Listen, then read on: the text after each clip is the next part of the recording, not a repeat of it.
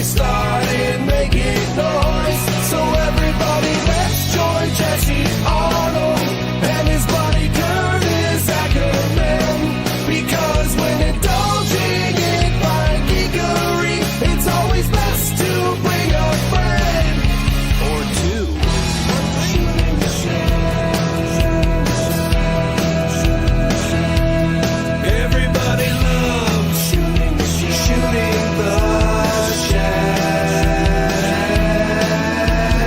Let's start shooting the shell. You're gonna love it now. Let's start shooting the shell. Just might make you say wow. Let's enjoy some fun conversation. We'll be shooting the shell around the nation.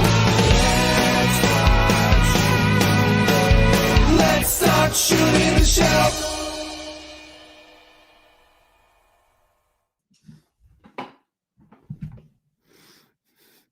You're muted.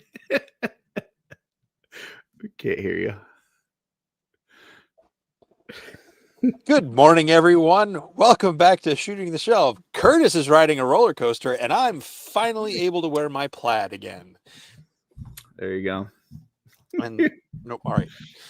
Flannel I had my gang mic gang. muted in case I thought I was going to burp or sneeze or something. I didn't want it to happen as we were coming in, and I forgot. Cool. So, how's it going, Curtis? Not too bad. Not too bad. I got a little iguana that I don't need. You want an iguana? You're not going to get this reference, but don't feed the iguanas. Oh yeah, I didn't get that reference, but if you want it, I'll save it for you. If Okay. not, I'll yeah. I didn't know if you have use for an iguana. I regret saying this, but you just want to give me a little lizard at Legion Con, don't you? I mean, I don't need it, so if you like it, yeah. If not, I'm sure somebody will take my lizard. Why do you have He came a with leprechaun, a Lamborghini iguana? armored Cobra Commander. For some, I don't know why he has an iguana. Captain Phasma, isn't it? This is Cobra Commander. But he comes with an iguana, and we couldn't figure out why. Dylan's saying lizard, but it's definitely iguana. No, he's doing that meme, the lizard, Oh. where it's the lizard pushing the button. Oh, I don't know. I get it, Dylan. You that made me happy. Oh, well, there you go. This one. Oh, all right. So there you go. But yeah, nobody's been able to explain to me why Cobra Commander comes with one. So I don't know why, but I have one and I don't need it. So okay. Yeah. I was just thinking about it while the show was starting up. So I was like, you know what? Jesse might like an iguana. So should I shout out the people in the chat and stuff? Or? Apparently, according to the internet, he was transformed into one. Oh. In the cartoon. Gotcha. Yeah, I still don't need it. It's a cool little one. Cool. Yeah. Yeah. Hey, before you read out the chat, I'm going to read this one. Okay. We got a super chat, $4.99 from our buddy Kevin Boots. Hello, Jesse and Kurt. I said ma. Yeah, Kevin Boots. And Curtis, and I don't know, there's some sort of little like trademark sticker or something behind it. I can't read what it is. It looks like on my screen, like it says OBJ. I don't know. I don't know about that. This is a family show. Yeah. I don't, yes. Welcome to chat, Kurt. I'm gonna stop talking now. I tried to click on our show to see what the icon was, and then I accidentally clicked on Brick Show, which is apparently going on. So apparently he's not respecting our time slot. So he's in California. He's behind us. That's true. It doesn't. There's no emoji on there. Oh, it's just a. Wait, what does it say on here? It's just an exclamation point on the Really? When you look on it on YouTube. Yeah. So for some reason for us, it shows like a box and it says like OBJ. I don't know. It's weird. It's just an exclamation point. All right, here we go. We got Freaks Figures. There you go. Crom 316. Oh. What? I didn't know why you were doing the bangles there. It's it's the thing that like people use for like a No. prayer emoji, but it's actually supposed to be a high five emoji. Did you know that? I get it now. Yeah. I didn't see that when you were Did you know about the high walking five like thing? an Egyptian. Yeah, I was gonna not actually you about that, but you got it. So Gotcha. I speaking of actually, I gave actually skeleton a top hat now from Low Fidelity Customs. So nice. yeah, it's a nice little turbo dork top hat. There it is. There was the burp. Nice. We got Crom 316. We got JMac 77. Brian Carr is here. Dub 3 is in the house. Jesse Marshall. Got Darla Akerman. She's right over there. I see her. Ooh, Darla, I have a request for you. Go ahead. No, Oh, gotcha. All right. Stacy Linlin is here. Welcome, Stacy. Dirk's Designs says raccoon noises intensify. They definitely do. Chitter. Mike V, that's him. Tanya McCoy is here. I'm going to see her in a couple weeks. She's going down to Jolanta. Nice. We're going to be painting together. The emphasis on that came out weird. I just meant like nice, like have a nice time. With Dirk and PGG. We're going to be all painting together. Speaking of painting together, I think you're joining us. Are you joining us this Saturday? I don't know. Maybe not. This Saturday, we're doing a painting thing in the morning. We're doing a mod squad, but it's also an art by Akerman, and it's also like a swig-tastic episode of swig-nominous proportions. I don't know. I believe I have. Is that the 13th? I believe I have something scheduled. Oh, okay. That will be announced later this week. Oh, so you don't care about swigs? Okay.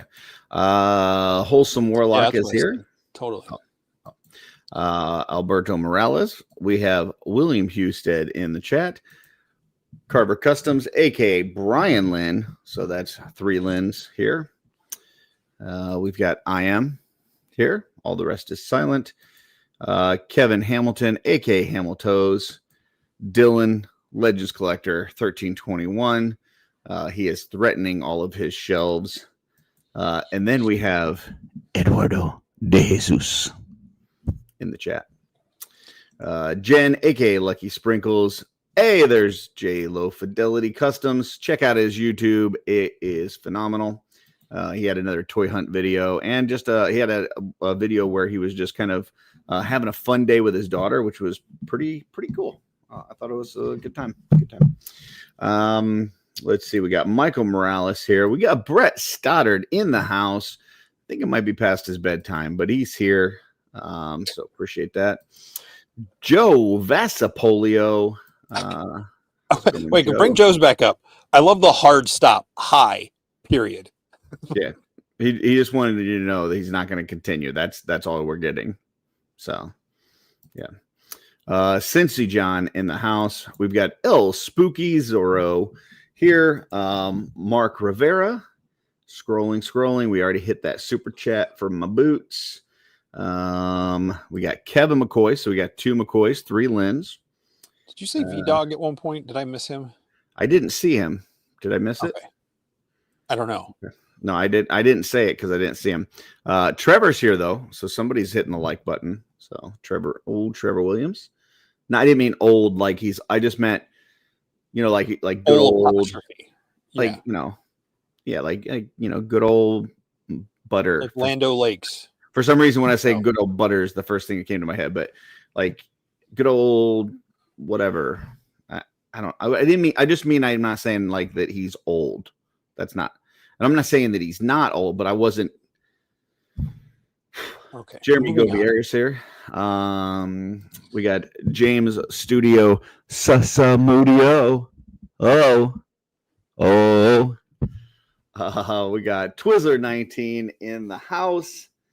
Scrolling. We got Eric Miller here of the Mythic Enabler fame, as well as from the 4 Horsemen Studios.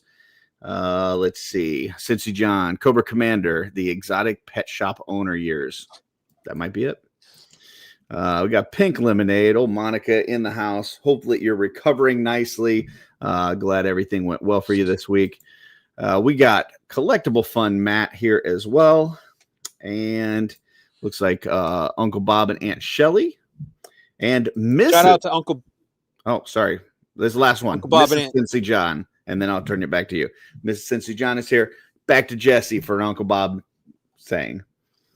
Uncle Bob and Aunt Shirley, I stopped by there Friday night to pick up some stuff, and they had a Fisher Price dragon from the Little People castle from way back in the day.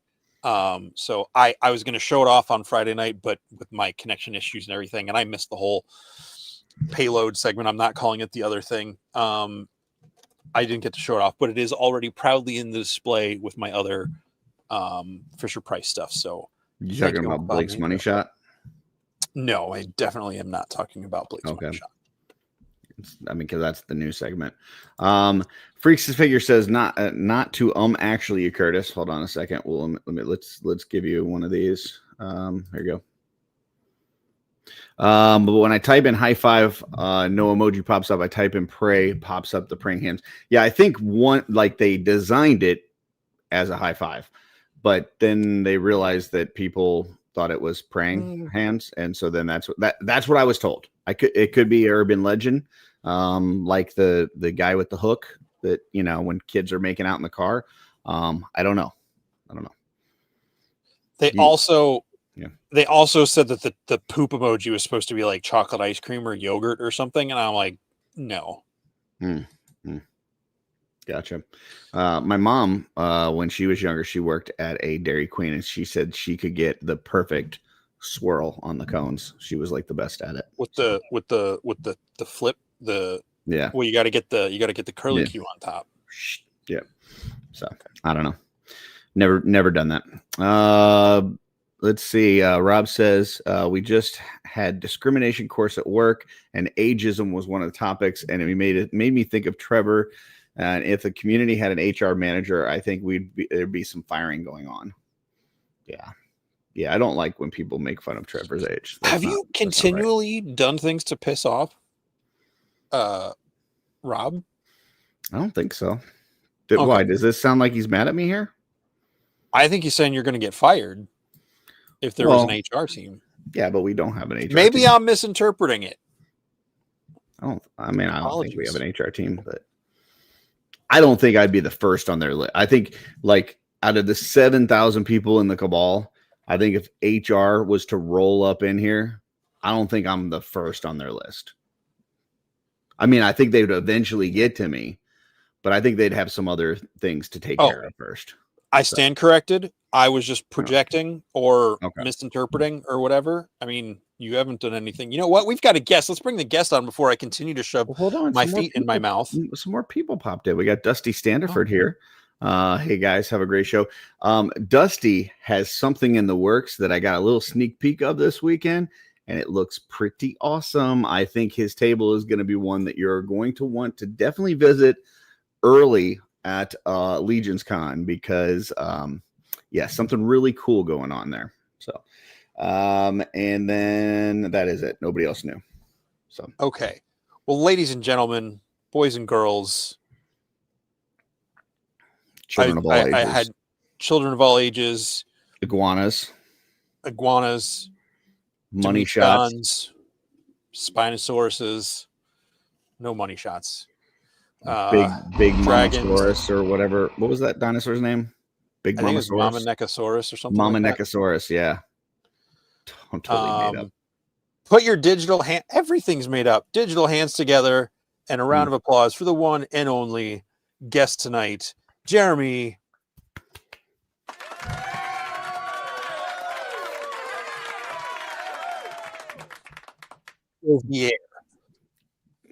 Govier. Yeah. Yeah. Hey, I see your shirt. Mm-hmm. Jeremy. One of one. Yes. Only one in existence. Are you trying to summon the Thundercats? What's going on? This is Labby's dagger. There's only one of them. Oh. Some people I give a 1-to-1 scale, and they are convinced it's a 1 of 1. And this is 1 of haven't 1. gotten There's over it. not one exactly like this. That is true. When I said yours was 1 of 1. Mm-hmm. Somebody else, I just told them it was 1-to-1 scale, and they made their own assumptions about it being 1 of 1. They are only used to seeing that like fraction thing when it's dealing with like the ratios of like, you know, how many are in there. Yeah. So they're like, I don't do fractions. I haven't done fractions in a long time. So yeah. This one does give me sight beyond sight though. I don't know if the rest of them do that, or is that just mine? This one just glows. Oh, that's a nice one. I like that. I heard you were working on something else this week. Other kind of sword play. I should have got it at hand, and I don't. Made a Gladius as well this weekend. Ooh, nice. Freaks, they're not comparing swords. They're comparing daggers. Yeah. That's why I'm not competing in this contest. That's because we don't have the Ghost of Rhaegor's dagger, so we're kind of, you know, it's dagger envy is what it really boils down to. So Paul Morales is here. Hey, Paul. You know, at the start of the show, Jeremy, we do a little thing called shelf selections. Not sure if you've ever seen the show, but this is where Jesse and I found some pictures throughout the week that inspired us. And then we pulled them up and we put them in a little slideshow thing. And yeah, we're going to look at them now, talk about it. So there you go. So here we go. Starting off with one of my picks. This is Darko_Customs. And I believe I had them as a shelf selection either last week or the week before. They had another awesome picture and man, just doing some fabulous work here. The paint job on this is spectacular. I would almost guarantee that this person is using a wet palette. There's no way that you get these kind of results with a dry caveman-esque palette. I'm sure there's a sponge and some wetness going on here with the blending and everything.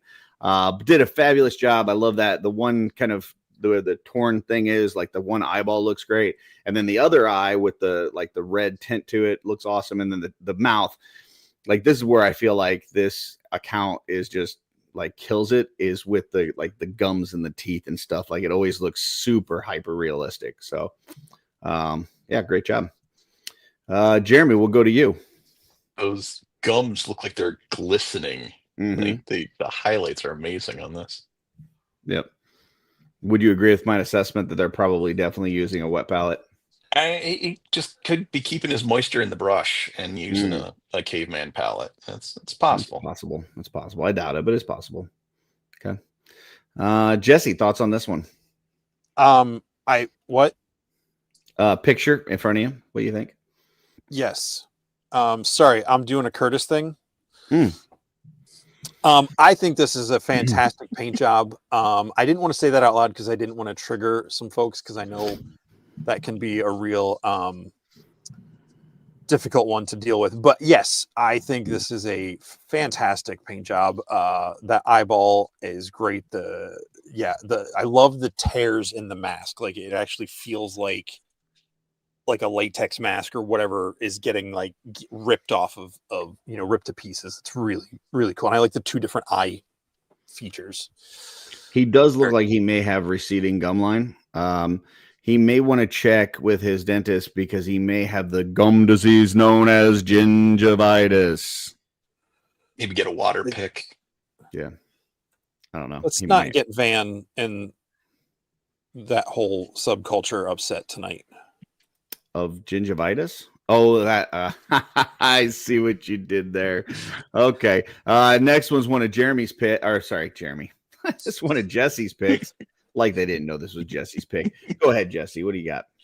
This is David the Dinosaur Man on Instagram. Yes, it's a dinosaur. I just loved that it's like this dino is just totally casually chilling on a tree, floating over the water, reminiscing about his or her, lost love, or whatever's going on here. It's just very contemplative, very chill. I think it's really cool. Yeah, I'll be honest. When I put these slides together, I thought this was one dinosaur riding on the back of another dinosaur. I didn't realize that it was like a log there. And even when I just pulled this up, I again thought it was a dinosaur riding on the back of another dinosaur. And then I saw that he's just kind of laying there, which is interesting. I didn't know that dinosaurs laid on logs going across water. They probably could tell that from the bones, is probably how they could tell how dinosaurs behaved. So yeah, I mean, we definitely know they did not ride on each other's backs from the bones. Do we know that for sure? Yeah, because it's never been found. Jeremy, back me up on this one. Okay. Absence of proof is not proof of absence. That's right.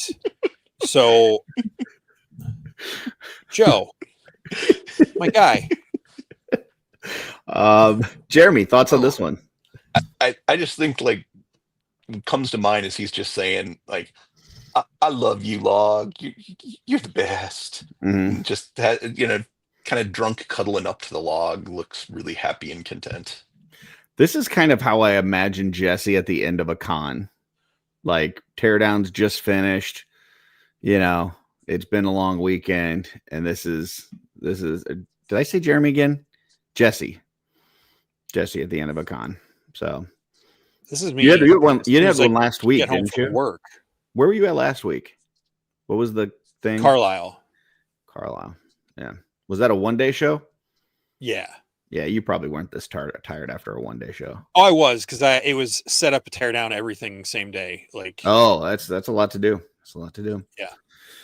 All right, yeah, but good job. This is David the Dinosaur Man. I know I'm following that one, so I don't even have to check. But if you're not, follow him. Next, this one was a new one for me. And so I just followed this one. Please follow it as well. They didn't have any like the regular like post. It was all like reels. So I had to kind of clip this from a reel and then throw their name at the top. But this is a McFarlane custom that they did, basically like when Superman's fighting Doomsday and kind of getting all tattered up and torn up before he gets killed. And I thought they just did a great job on this custom. This thing came out looking fantastic. They painted up a couple different heads for it. So like it was like one like during the battle, one like kind of as it's as the fight's kind of meeting its crescendo, and then one like afterwards where his eyes are closed and stuff.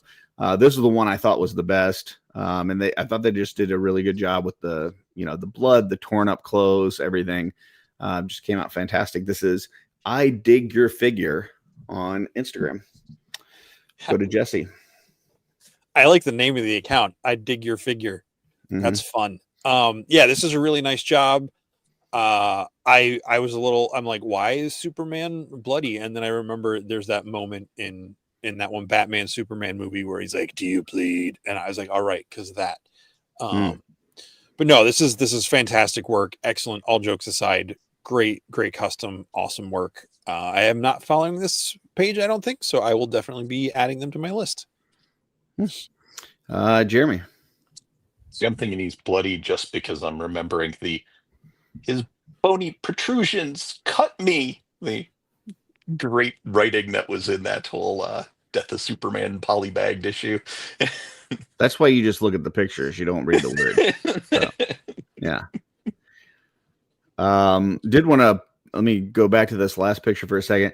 Low Fidelity pops in and says it would be weird if they died with one dino riding another so that we could find the fossils arranged that way. Yeah, that's true, Jesse. Like they would have had to die together in order for us to find the bones like that. What if the one that he was riding died, but the one on top kept going, or vice versa? Like you wouldn't necessarily find the bones together. So, but if they were riding, goofing off, one riding the other, like a bunch of teenagers or something, could really easily lose control and then like go steering off into a tar pit and Go then off an boom, overpass or fossils. something. Yeah. Run into a bus. I'm just saying, if it was Something like that that. common of an occurrence, someone would have found it by now. Yeah, from the bones. Like that Yeah. meteorite, asteroid, whatever, Noah's Maybe Ark, that's whatever you want to call it. maybe that's why Earth T-Rexes flattening have out. little arms so they can like grab around the neck of a long neck dinosaur. Mm. They would have had a hard time riding like the bitch seat on a motorcycle, the T-Rex, because they couldn't like, you know what I'm saying? Like they can't like grab around. They would have, and even the front seat, like they probably couldn't reach the handlebars. I think they couldn't ride. How would they be riding a motorcycle? They weren't dead to become fuel yet. Yeah, I think if we were to do a whole Jurassic Park thing and bring back dinosaurs now, I think T-Rex definitely could not ride on a motorcycle either in the front or the back. That's unless there's a sidecar situation. I don't think T-Rexes are riding motorcycles. I'm just throwing that out there now. If anybody wants to argue with me about that later, we can have that discussion. So one of those big sauropods they could ride. Yeah, maybe. All right, this is one of Jesse's picks. So this is from our good buddy Dub3, Lacerda Photo on Instagram. I believe this is his D&D character he's got coming for an upcoming game that may or may not be something I alluded to earlier. Yeah, this was right. He said he was working on this before the Armory announcement this week, and I just love that it has that whole Armory vibe. Like the darker skin, the pauldrons, the helmet. It just feels like something you could pick up at Legions Con on November 8th and 9th in Whippany, New Jersey. Buy tickets now before they're sold out. Awesome work. In fairness, Brian, I did not bring up the definition for moist. That was Jesse. So just want to throw that out there. I have thrown up no definitions today. So you did pivot on, you like took a 3-point shot with Crescendo with no hesitation. So I know, right? Yeah. I also learned penultimate this week. So anyway, yeah, this this figure, Dub does a great job with the photography, and here I think he showed that he does a great job with the custom work as well. I think this came out fantastic. I love, there's other shots of this, but just the whole build I think is really cool. I think he did a great job. Yeah, I don't know much more to say. It's just great work. So Jeremy. Yeah, I love it too. Just the filigree detail on this is really good. I'm impressed. I'm gonna need that one. It's all the little metal work on the helmet, Curtis. The details. I don't even know how to spell it. F. Is it two E's at the end?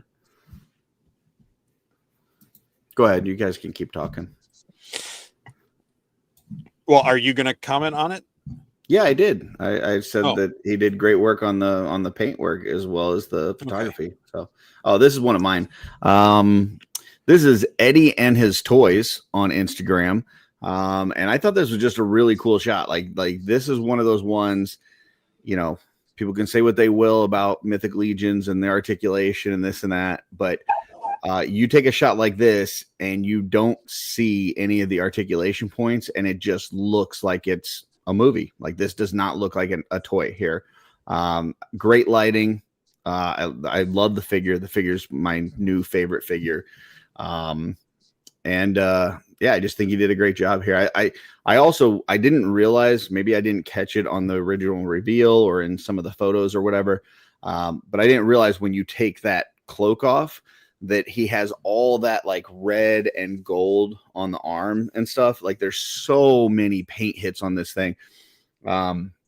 There's no way that Four Horsemen made any money whatsoever on this figure between the soft goods, the paint hits, the extra head. Like it's like this thing is just fantastic. So, but yeah, great work. Say that sort of stuff out loud. Great work. Turn it over to Jeremy. Yeah, I really love whenever there's the light coming through the window, get that good angle of the shadows coming through. that just, yeah, always love that whenever I see it in a photo. Jesse. Yeah, this straight up looks like a photograph. I know photographs at the time were impossible, but of like an actual knight looking out the window of a castle back in the day. Like it, because saying a movie is just, there you go. Filigree, a noun, ornamental work of fine, typically gold or silver wire formed into delicate tracery. Now I'm gonna have to look up tracery. Fuck. Go ahead. Do you know what the word trace means, like in art? I know what trace means. I don't know what All right, is that for like the art of tracing? Yes, we'll go with that. That's all you need to know for now. But yeah, I just think it looks like an actual photograph of, like you were saying, Curtis, with the articulation being hidden. And it just looks like a person in full garb, full armor, like ready to, go speak to his troops or whatever. Jeremy, did I talk to you? Did you say something? No. Okay. All right. Sorry, I'm getting lost on definitions. Next is one of Jesse's. So this is from, I can't read the name because my eyes are going bad. Can you help me out there, Drew_Olive. Drew_Olive. Joe Vassapolo is saying horrible things in the chat right now. Dub3 sent this to me last week, and because I was rushing, I did not go back far enough to find it. So I wanted to make sure I included it this week. I just thought it was a hilarious picture. It was supposed to be in the pics last week, but yeah, you got Reed with his stretchy arm grabbing the little mini Sue Funko out of the machine, and I feel like Ben. I don't know if Ben's helping him or like tell him to knock it off. But yeah, I thought this was such a fun picture. I don't know. I think we're just being kind of normal us for the most part, but I mean, we're always kind of extra. That is ourselves. That's true. So funny story. I worked at a bowling alley and for about, I don't know, 8 to 10 years. No, there's plenty of funny stories. There's one that I told on PGG. We won't tell here. But one of the things was I found out that you could do this with your arm, maybe not kind of to this extent, but in the candy machine, you could do this thing where you kind of pushed it up and then let it down a little bit and then back up, and then you can kind of get anything on the bottom row. So yeah, that was good to know. Couldn't do it with the claw machine though, but he's doing his thing here. So good job. I wouldn't have thought to kind of put this together like this. It's pretty fun. I like it. It's a fun shot. Jeremy. I'm just always a fan of always having toys. Anytime I see that in image, always makes me happy. That's why I made my extra tiny demon to give purple demon. That place was really a hole in the wall. It really was. I had burger for dinner tonight. That's an inside joke, people. And if you don't get it, you'll be happy. All right. Next one is one of mine. Oh, by the way, I was not following this account. I am now. Thank you. Drew_Olive. That Drew is DRU_Olive. Next is this is actually a Darla pick. So Darla sent this to me. This is goodluck_studio_. And I immediately followed this when she showed me. And they were actually going through the process of showing how to do rooted hair, which I think by the look of Jesse's face kind of creeps him out. But it was really cool to see the process, and the paint job I thought was spectacular. And so just wanted to pull this up and show it. Jesse. Sorry, I didn't have the gears engaged between my brain and my face. That face was not in reaction to this picture at all. This is like disturbingly awesome. Just like how much that looks like Henry Cavill, and like it's one of the reasons I've not bought any Hot Toys based on real people, because they're too realistic for me. Like at least with the Hasbro and some of the other toys, the faces, like you can tell that's Han Solo or that's so-and-so actor or whatever, right? Harrison Ford. But like these get to a level where it's like, I don't know if I want a 12-inch tall Henry Cavill just like staring at me, and that would make me uncomfortable. That said, this is amazing. I have some hair sculpting I'm going to have to do for some customs I'm doing on, and I am not looking forward to it. But this looks like I would go insane on like a Lovecraftian level trying to do this. Yeah, I mean, I would take a 1-1 scale Henry Cavill. So I don't know what you're talking about. I know. Yeah, Darla's giggling over there because she knows it's my man crush. So, yeah. Anyway, Jeremy, let's go to you before I say something to incriminate myself. I'm more impressed by the like how they style the hair than even like how they got it into the head with the rooting. Just like the putting all those little curls into there is just amazing. Well, they do a lot of like process reels of like showing how they do certain things with the paint and with applying it and stuff. So definitely check out this Instagram. It's a real fun one to look at. And yeah, just super creative. So 1-6 curling irons. That's probably it. Yeah, Jen says same thing. She'd have no problem with Henny staring at her. So I'm in agreement 100%. It's any of them. I don't know. It's not him specifically.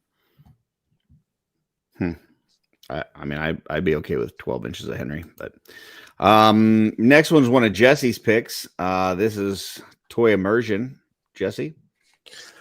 I know Toy Immersion, like you gotta chill out because I feel like one of us has at least one of your pictures every week.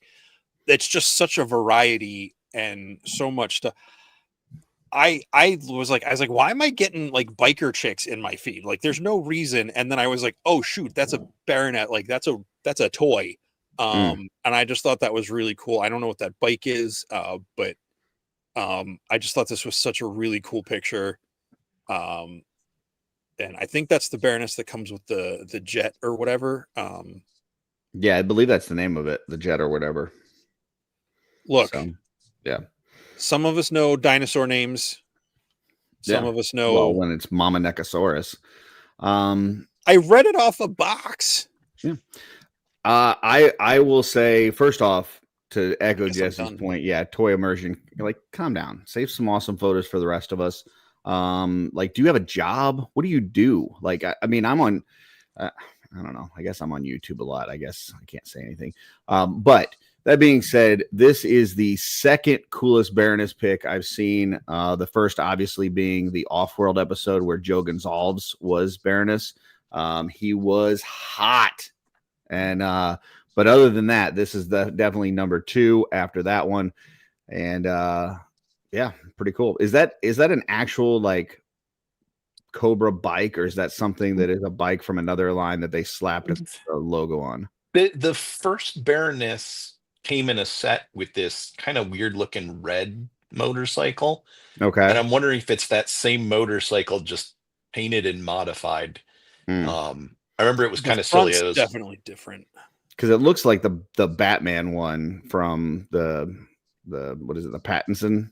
It looks like that, but I could be wrong. I don't know. It's a cool look though. I love one of the things I really love about his photos is all the extra like shit going on, right? And when I say shit, I mean like look at all the debris. Like he just got like junk on the ground and like papers and this, like it's just like it looks like a very lived-in world. It's not this like very pristine photo diorama setup, right? It looks like realistic. So I was gonna say, you said trash on the ground, and I was like, Dirk's getting excited, and then he commented immediately. Oh, so wow. Oh, it's a Mezco bike. Okay, so he just I guess slapped a Cobra logo on it. That's cool. Sorry, Jeremy, I think I interrupted you. Anything else? No, nothing else. Okay.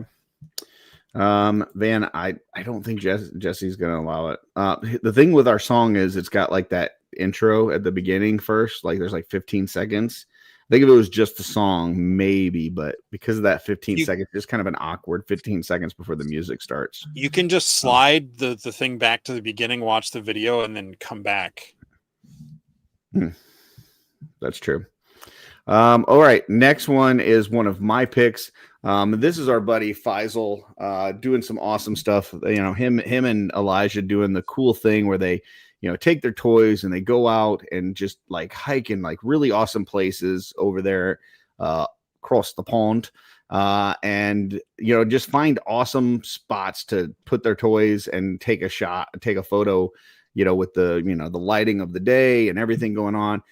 And I thought this was a really cool build. I never would have thought to put that head on this body.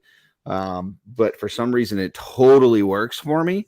And I love it like in this setup here with like, you know, where it's at with the kind of tree like splitting off like that and all the like moss growing on and everything. It's just really neat. I like this a lot. Yeah. Jesse. Yes.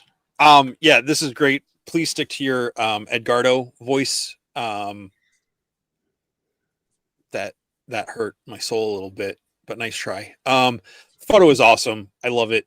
I love that sword. I think I either have that with a figure to go out, or I think that's an older McFarlane sword. I just think it's really cool with the Legion's figures.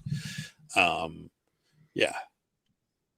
Yes, I'm sorry, Curtis. I'm being very judgmental of your British accent. I apologize. That was mean. I mean, in fairness, I've never been over there. So, Jeremy. Faisal always makes me jealous and inspires me to go out and hike with my toys, but it's not as many cool forested backgrounds out here in the Zone A desert. So most of mine just have rocks around them. I gotta drive a good ways to get a cool forest hike photo in. Cincy John says Faisal and Captain said they would fly people to UK for a photo field trip. Listen, they can fly. I have never wanted to hike a day in my life, but I would definitely go on a field trip with those two and just kind of, you know, even if I'm not doing the photography, even if it's not me playing with my toys, just to kind of see what's going on and like be a part of that process. I think that would be absolutely awesome. In fact, out of all the things that I've ever heard about the UK, I think that's about the only thing that would get me to go over there. So, yeah, there you go. All right, next one is one of Jesse's picks, and actually, spoiler alert, this was going to be my pick as well, but Jesse picked it. This is from Toy_Lens with a Z. We got Templar spears. I mean, this feels like almost like one of the images from early in the Legion's back of the cards with Arethyr, I think, or one of the waves had a very similar looking thing where it was someone up on a. Anyway, I just really love it. I love the Horde logo on the flag down in the bottom corner. Yeah, you do. Just like the silhouette of the light, the tower or fortress or whatever in the background, the crows flying.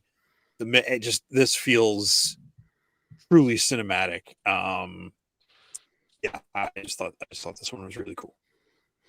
Yeah, I love the you know, the perspective of it. This guy's on top of this rock and, you know, like just looking, you know, like he's getting ready to lead these folks into battle or whatever, and you got all these like spears of whoever's down below, and you know, the nice touch with the Horde logo. Beautiful touch. The lighting where it looks like something's on fire, like down below. You know, the crows, everything, you know, the smoky background, like this it's super cool. Like I just told somebody today, I didn't need, like with Elijah, the skeleton inserts for the chainmail. Didn't need that. That's nothing I'm probably ever going to use. Traded a bunch away to Brett. But then you see something like this and you're like, well, that's pretty cool. That's pretty cool. So yeah, good job. Good job, Toy Lens. Jeremy.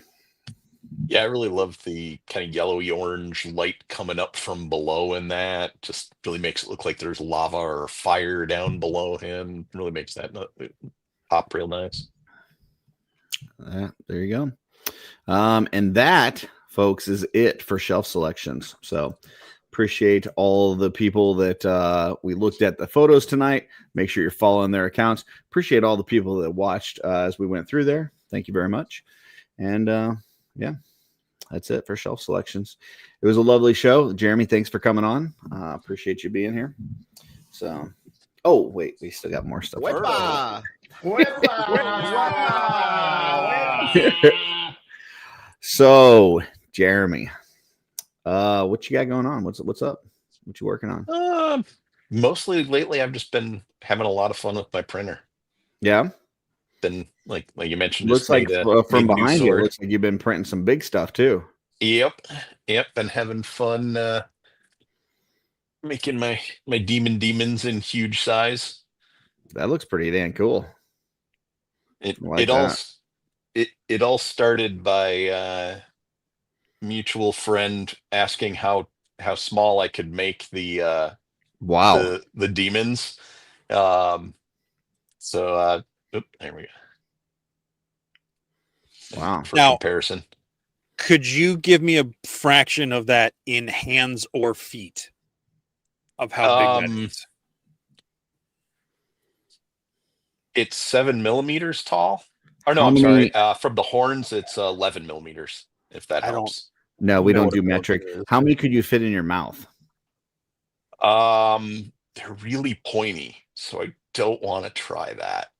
We Okay, didn't that- ask how that- pointy they were. Yeah, that takes But- out my next question of where I was going Yeah. to have you put it. Okay. Okay. I think we're good. So yeah, I had fun seeing just how tiny a FDM printer could make these little guys. Darla says that tiny one is so cute, and Wholesome Warlock says so precious. So, yeah. And after making them tiny, and having so much fun doing that, the only logical thing to do was to see how big I could make Just it. blow it the heck up, And- right? So, and then obviously we know you've been doing some daggers. You talked about a gladius earlier. Mhm. You get into it a whole armory thing? Like what's going on here? What are we doing? I'm just having fun. You're gonna I set up like making- weapons rack at Legion's Con with some spears and the FDM printed shields and like what's the plan? Mostly I've been doing it just for like fun cosplay stuff. When I first got into doing 3D printing, that was like a big driver for me.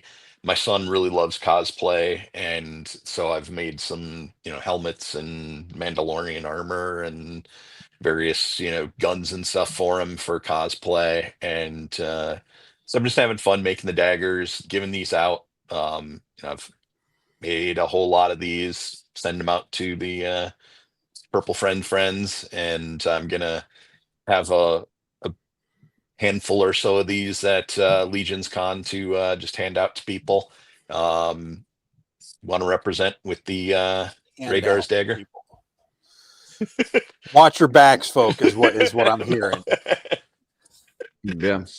I mean, I think the hotel's gonna get a little nervous if people start showing up with these and they'd be like, we don't know about that. I mean, that's why I made some out of TPU. Yeah, mine doesn't do that. Mine's mine will go right through you. So yeah. Awesome. So now you're in Arizona, right? Mhm. So did you go to didn't they have a show out there that they did with Thomas and David and them? Just yesterday was the one up in Glendale.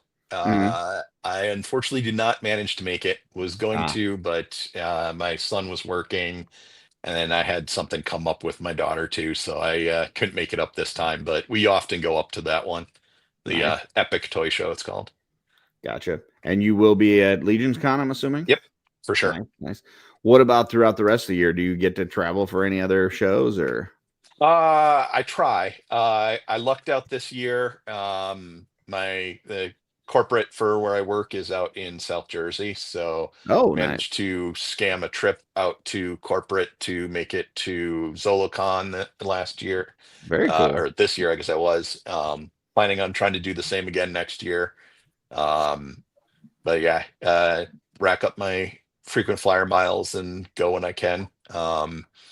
Was hoping to bring my wife to Legion's Con this year, but she had some other plans come up, unfortunately.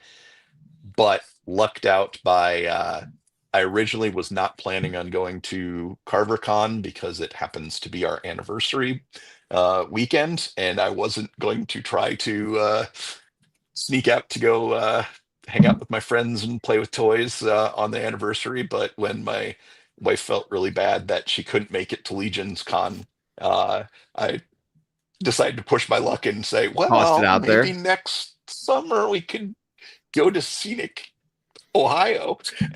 and, and she was all for it. So we're going to go up to CarverCon. As bad mouthed as people like to be about Ohio, there are some very beautiful views driving through Ohio that I have I've seen. driven through Ohio a lot. Mm.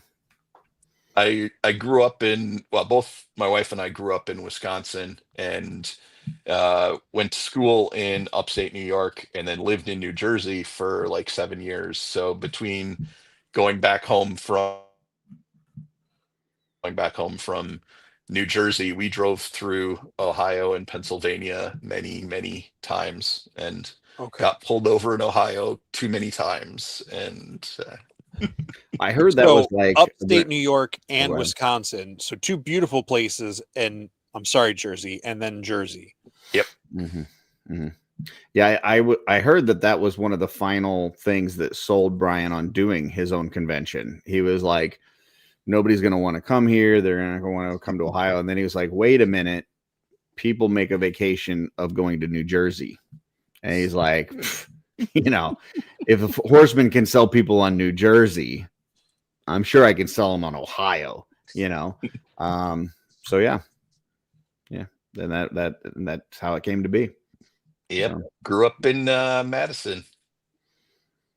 Madison. Okay. I I feel like I went to somewhere called Apple something. Appleton. Yep. Yeah. It's also a college town. Not as much of a college town as Madison, but UW has a campus out in Appleton. I gotta say, when Darla and I were headed to Legion's Con this past year, we got right to the border of Ohio, going into Pennsylvania, and like we just know Pennsylvania's like it's the fucking worst. And so like we were like, listen, we gotta stop. We gotta stretch our legs. We gotta kind of get prepared to get inside Pennsylvania. And so we stopped and went to our first Waffle House ever. It was an interesting experience. We'd never been to a Waffle House before. So yeah, we did that. And then I think that helped. It helped. It wasn't as bad going through Pennsylvania after we had got some Waffle House in our system. So Is the weirdest sentence I've ever heard. That said, I do hate the Pennsylvania Turnpike, so I will agree with you on that. although we avoided it this time. So I didn't know this, but apparently like on your phone, you can like select to avoid tolls. And if you do that, it like takes you a whole different way. And because we're coming from, 14 hours out, a little turn here, like early on, like takes you, it kind of splits and forks it out a little bit. So it only added like 15 more minutes to our route, but it avoided the turnpike altogether. And it was awesome. Pennsylvania was not that bad. So Yeah. Yes. Yeah. When I got to see the Aurora Borealis in outside of Appleton. I stayed at a friend's house. Aurora Borealis. They stayed in an old cheese factory. It was their home, or cheese warehouse or something. I don't know. Half of the house was outside and the rest of it was buried under the hill like a hobbit hole. It was great.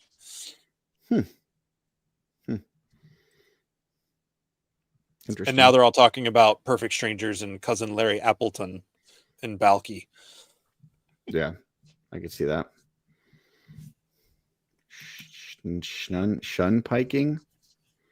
Yeah. Okay. You're shunning the turnpike. Oh, okay. And I didn't have to worry about all those like the letters that you get like after you go to Legion's Con, where you get all those letters in the mail, like you owe this for a toll, and then you owe this and then you pay one, and then they send you another one, and you pay that one, and then they send you another. And the next thing you know, and every one they had like a $25 processing fee. Well, how about you just collect? I was only there for one weekend. Like, how about you just collect them all from the one weekend and send me one, and then there's only one processing fee. No, they gotta send them individually. Yeah, so I avoided all that. It was nice. So there you go. That's exactly what I was thinking. That you get me, Simpsons. Yep. Entirely in your kitchen. Yeah, that's exactly what I was thinking. That's why I said Aurora Borealis. Super Nintendo chombers. So I'm sorry, I'm describing a natural phenomenon. yeah, I'm just describing what I saw on a TV show. Some cartoon. Probably, longest running show of all time, but that's all right. So Jeremy, what else? How's the year been treating you? What you been doing? Been having a lot of fun painting. Been stretching my customizing muscles this year, trying to do more and different things.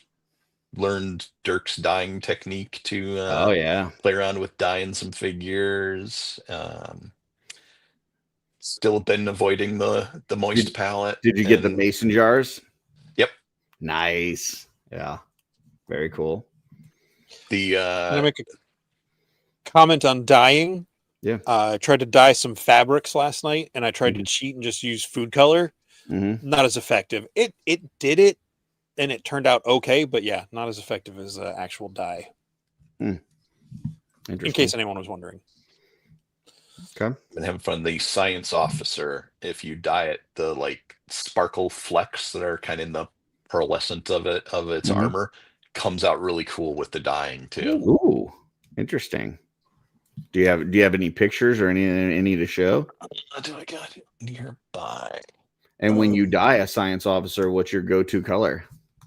I mean, it's usually purple. Gotcha. But I just did a red one that's still in pieces on my table. Let's see if I don't know if that'll come up too well in my lighting here. Van. Yeah, that's a cosmic the van. shimmer's coming up, but it has like you can still see the shimmer through this area. That looks pretty dang good. That's really cool. I like it. Darla liked his little bottle. So, yeah. Very cool. Very cool. So now Legion's Con, when are you coming in? What I am coming in Wednesday night. Wednesday night. Okay. Not bad. Not bad. And I'm assuming you're flying, correct? Yep. Okay. Yep. Gotcha. And then are you staying through Monday morning? Yep. Bright and early Monday morning, I'm heading back.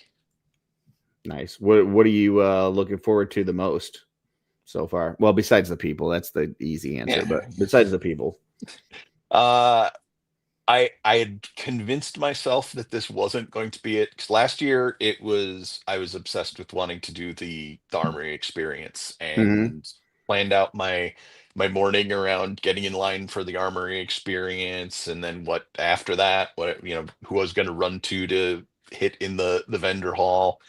And I was convinced this year, nope, I'm not going to do it. It'll still be there. I don't need to make that my priority. And now I'm right back to I got to go through it as many times as I can. Reveal hit you hard, huh? Yeah. Yeah. I'm going to make so many pirates out of those guys. It'll do that. Yeah, it'll do that. So what's the big thing that is catching you on that? The fabric and boots, the between the two belt waist pieces, the ones that are with from Turpickle and Gideon. I got so many ideas came up as soon as I saw those, and of course, like lots of demon heads there. So yeah, and a bunch of tails. Yep. I think there's going to be a lot of people that, like, we were just talking about it on New to Mythics this morning, but I think there's going to be a lot of people that really don't care about the tails. Like Schmerber was talking about just like leaving the tails behind. I'm like, dude, somebody's going to want those tails. Like, there's not a ton of those around. So yeah, so this is the kind of the 6 original to choose from. I think they all look great. I don't think there's a dud here in this bunch, but yeah, the I'm guessing the Belphegor and like the Azar head, like those are the Yep. two that are pulling you in. Got to keep adding to the rainbow of demons. And Yeah. What about you, Jesse? What pulled you in on like just this section?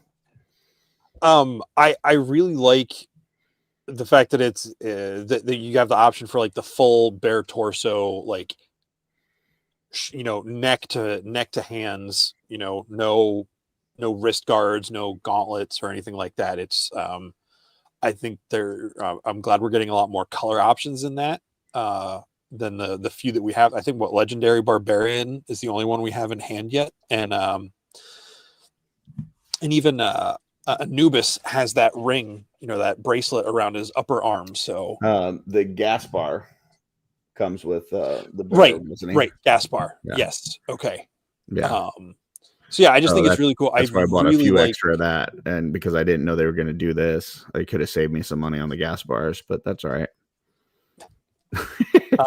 I think I really like the Gaspar? coloring on the green demon and the gray demon. I think those colors like totally transform those heads.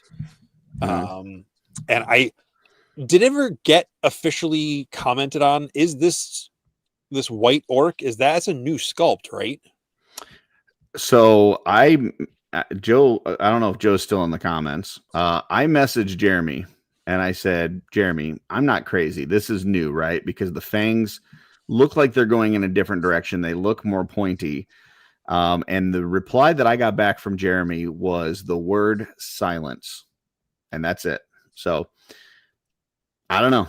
It looks different to me, but there's some people swearing that it's the same. So I don't know. I've seen people breaking this down with like red line strings, like what's his name from It's Always Sunny, with like lines showing which way the teeth are put. Like when I first saw it, I was like, that's a different sculpt. Like there's some, like the jaw's more, I don't know. It looks different enough to me, so I can't say that's just a repaint. But yeah, I think these are really cool. I want all 6 of these. And I was wrong. The Gaspar, it's the lower legs that those slide things come off. So it's lower legs you have that are bare, but not the arms. I think his lower arms, they have the wraps. Mhm. So yeah. Oh, that's right. The wraps. Yeah. Worth it. Yeah. But I mean, I really like all these, but my absolute favorite is that green one. The color transition that they got from the horns, like the dark into the light green, and then that extends out on the upper arms. I think that's super cool. It's really awesome. So, but yeah, I love all these. And then you go to the legs here, and I'll be honest, I think the only one that interests me is the ones from number 1. Like 2, we've had those for a while. Like those don't do anything for me. I know I've talked to some people this weekend that they, haven't been in the line very long. They need those, and that's cool. But 2, I'm good. 3, I think, while that new piece, that armor piece going in the boot is kind of unique and new, and we only have it in the Paladin Cleric, like the armored leg into the boot, just, I don't know, it feels weird to me. So I don't know that I need any of those. And then the bottom one is fully armored, whatever. I got a ton of those. So but number 1, I need several of those. Like that number 1, I need a lot of. But yeah, we'll go to you next, Jeremy. What do you like in this group? Really similar. I absolutely want number 1, every color I can get of it. I'm kind of interested in some of the ones from 3, like the kind of iron one, but basically the one that comes with the green demon pre-built. Mm-hmm. I think could look good in kind of a like a roguey looking character. Maybe like Kaipacha looking one might be good with that kind of dirty iron look with the boots. But I'm thinking I might be happy with just the set that comes in the pre-built then. So my plan for going 3 times at least through the the armor experience is going to be all cloth and boots. Now, when you say 3 times, is that like you're assuming that I'm you're hoping to get 6 now? while I'm there. Did they say that it's only 2 per pass? I I'm know pretty that's what sure it he was said that. last year. I didn't know if Pretty they sure he said confirmed. that. He said Okay. unlimited times through, as many times you want to go through the line, but Okay. 2 per time so that people don't spend, forever standing there Gotcha. getting their stuff. Gotcha. What about you, Jesse? I think 1 and 2 are definitely the top picks for me. I like 3. It is weird going from the armor into the boots, but that's your like when you're a kid and you're going on a long car trip, like you have to like get dressed, but you get to put on like slippers or something. I feel like that's what those are. Those are like, hey, we're going to be on horseback for the next like 5 days. Wear your comfortable boots, but have your armor on, and you can put your real metal boots on when you get to the battle. See, that to me it the feels like, hey, we're gonna be fighting and we want you to protect yourself, but don't worry about your feet. If they cut your toes off, whatever, it's not that bad. Maybe they're steel-toed boots. Oh, is that what it is? They had inside. steel-toe boots back then. Gotcha. Okay. mithril. Mithril. But yeah, I think it's definitely the 1s and 2s are going to be my top picks, just because I think I need to have more characters in soft good arms and legs than full armor. Because full armor is anyway. Yeah, I'm thinking for just the builds as is, and then I'm thinking mostly for customizing with a lot of these parts. Yeah, I'm to me it's like, first off, it's everything in number 1, but even within number 1, I'm looking at it and like the first one, the one that looks like it's got blue jeans, I'm like, dude, absolutely 100%. One. Give me the first one in the box 1. Give me 1, and then I'm looking at the rest, and then the black with the brown boots, like that one's pretty awesome as well. The red and the gray are pretty cool, but like that first one and that third one in that box, I'm like, dude. Like, how fast are you going to turn those blue jeans and boots and the upper body into a Roadhouse custom? I don't know. It might be pretty quick. But I kind of wish that we could just buy these. Like I wish we could just buy legs and a pelvis. Like, dude, I would so be all over this.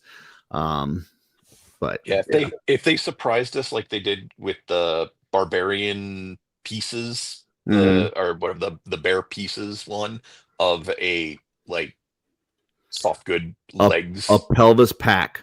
Yeah. $10 you get 3 pelvises, dude. Yes. 100% yes. Give me 20 of those right now. Yeah, that would be cool. But and then this you're not gonna be able to see shit on. There's just too many, but it kind of breaks it down to like the different styles here. And yeah, I like the top 2, while they're cool. We've got a lot of those. I mean, the one on the right with the skull pauldron, we only have gotten the second one here recently with the scally, so that one's a little bit more unique. But as far as like the waist covering, we've got a bunch of those. But I do like that, like the little loin piece on that one with the skull pauldrons, because we don't have a ton of those yet. So that one's kind of nice. But yeah, for me, it's the 2 on the bottom, like the 2 belt ones, the Trapiculi one and the Gideon one, like those waist belt covering it. Like that's for, especially with the options with like the pants and stuff, like those belts are perfect for that. So yeah. I was a little worried looking at the pre-built picture of the demon, because he has the tuberculi belt and his hips look a little weird with the armored legs. So Friday, I was bored at work, working from home, so grabbed some figures, and I put a tuberculi belt on the pant leg, the fabric legs on the demon here, and it looks really good. Like it does not look weird without having the kind of hip cover portions with the fabric legs. That Mhm. those are going to look really good together. Just not it. Yeah. It just doesn't work well on the armor if it doesn't have the cloth good to go Yeah. with it. Yeah, yeah, I could see that. I do also like that it comes with the two sets of bracers, which on the bare forearms, both of these look good as bracers. When they've had them with the skeletons, that long one, you can actually slide up to the upper arm and make it armor for the skeleton, which looks fantastic. So, if you're not planning on using that long bracer on your gladiator that you're making, you now have a bunch of extra skeleton armor that you can arm your, whether it's graveyards or Legion Builder or whatever, with, which would be pretty cool. So, any other thoughts on this set, Jeremy, before we go to Jesse? I the only other thought I had on this was, the mastermind, knows how to get us with these, because I also was not interested in the hip parts of the top two. Mm. But the more I keep looking at these, the more the pauldrons call out to me and make me want to get some of those just for the pauldron options, even though I totally wasn't at all interested in the hips. And like if they had been mixed or matched a different way, I would only be buying one type of these. But this is making me want to buy some of the other options. See, the waist and the pauldrons for the top two don't do anything for me, but the loin pieces do. Like I like that chainmail one, and I like that little like 3 strip whatever one. Like both of those I think are awesome. So I don't know. I might get stuck having to buy all these, but Jesse, thoughts on these? I have Oh, so sorry. many of the leather pauldrons now. Like I really would want a different option, but also since a lot of these I'm turning into pirates, they're probably not going to have pauldrons on anyways. So. I can see that. Jesse? They're all cool. It's going to be, it's just going to be depending on what I build, on the day, if I see other people building stuff, because being a vendor, I'm sure, I won't get in there till later in the day. But you can't miss, like, yeah, some of these things are repeats. We've got a bunches of them, but for new folks coming in, or people who don't customize, with the paints and stuff, I think there's a lot of great options here.